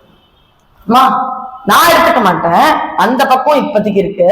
அம்மா யாராவது ஏதாவது தோடு விட்டுட்டீங்களா பாருங்களேன், இங்க ஒரு தோடு இருக்கு பாருங்களேன், இருக்கா இருக்கான்னு கொடுக்கும். ஆனா நாவுக்கரசர் பார்த்தாரா, ஐய கல்லு மண்ணோட இது என்ன தங்கம், கால குத்துவேன் அப்படின்னு அதையும் பெருக்க ஆரம்பிச்சிட்டார். கல்லும் மண்ணும் பொன்னும் பொருளும் வைர மணிகளும் ஒன்றே என்ற வந்த பிறகு இவருக்கு பக்குவம் வந்து விட்டது என்று இறைவன் தன்னோடு சேர்த்து கொண்டார். அவர் என் கடன் பணி செய்து கிடப்பதேன்னு சொல்றாரு. அவருடைய வழியில் நாமும் பணி செய்து கிடந்து அப்படியே இறைவன் கிட்ட நாங்க கை குழந்த மாதிரி கிடக்கும், நீ பாத்துக்கோ, பால் நெய்ந்து விட்டும் தாயினும் சார நீ இல்லையா, என்ன பார்த்துக்கோ என்று நம்மை முழுமையாக இறைவனுடைய திருவடிகளில் அருளாளர்களுடைய வழியில் சென்று திருமுறைகள் பாடி இறைவனிடம் இருந்தோம் என்றால் நாம் நல்லதொரு வாழ்க்கையை வாழ்வோம். நம்முடைய குலத்தை சைவம் காக்கும். இப்பேற்பட்ட வாய்ப்பை அருளி செய்த திருக்கோயிலுக்கும் இதை அடியேனுக்கு 2ஆம் முறை கொடுத்த தணிகைவேல் ஐயா அவர்களுக்கும் பனசை மூர்த்தி ஐயா அவர்களுக்கும் இங்க இருக்கும் ஒவ்வொரு திருத்தொண்டர்கள் வருடாவருடம் வந்து அடியேன் கூட இருக்கீங்க, உங்களுக்கு தெரியாத விஷயம் இல்ல. ஆனா இந்த அளவு இறைவனை பற்றி பேசி கூடி மகிழ்கின்றோம். உங்கள் அனைவரின் திருப்பாதங்களையும் தொட்டு வணங்கி இது போல ஒரு வாய்ப்பு கந்த சுவாமி வருடந்தோறும் அருள வேண்டும், பாடும் பணியே பணியாய் அருள்வாய் என்று அடியே நிறைவு செய்கின்றேன். கேட்ட உங்கள் அனைவருக்கும் இறைவனும் இறைவியும் அருளாளர்களும் எல்லா வளமும் நல்க வேண்டும். கலையாத கல்வியும் குறையாத வயதும் ஓர் கபடு வாராத நட்பும் கன்றாத வளமையும் குன்றாத இளமையும் கழுவு பிணி இல்லாத உடலும் சரியாத மனமும் அன்பு அகலாத துணையும் தவறாத சந்தானமும் தாழாத கீர்த்தியும் மாறாத வார்த்தையும் தடைகள் வாராத கொடையும் தொலையாத நிதியமும் கோணாத ஒரு துன்பம் இல்லாத வாழும் துய்யனன் பாதத்தில் அன்பும் உதவி பெரிய தொண்டரோடு புட்டுக்கண்டாய் அலையாழி அருதியிலும் மாயனது தங்கை ஆதி கடவுரின் வாழ்வை அமுதீசர் ஒரு பாக மகளாத சுகபாணி அருள்வாணி அபிராமி. நாளைய தினம் யாருக்கு முடியுமோ அடியேந்தான் ஆலய கும்பாபிஷேக நேரடி வர்ணனை நம்ம சூளை அங்காள பரமேஸ்வரி அம்மன் திருக்கோயில். முடிஞ்சா வாங்க, காலை 9:10 இதே மாதிரி அடியார் கூட்டமாக இருக்க வேண்டும். ஆறிருத்தடந்தோள் வாழ்க, அருமுகம் வாழ்க, வெற்பை கூறுசை தனிவேல் வாழ்க, குக்குடம் வாழ்க, செவ்வேள் ஏறிய மண்ணை வாழ்க, ஆனை தன்னணங்கு வாழ்க, மாறிலா வள்ளி வாழ்க, வாழ்க சீரடியார் எல்லாம். வெற்றிவேல் முருகனுக்கு. திருச்சிற்றம்பலம். நன்றி, வணக்கம்.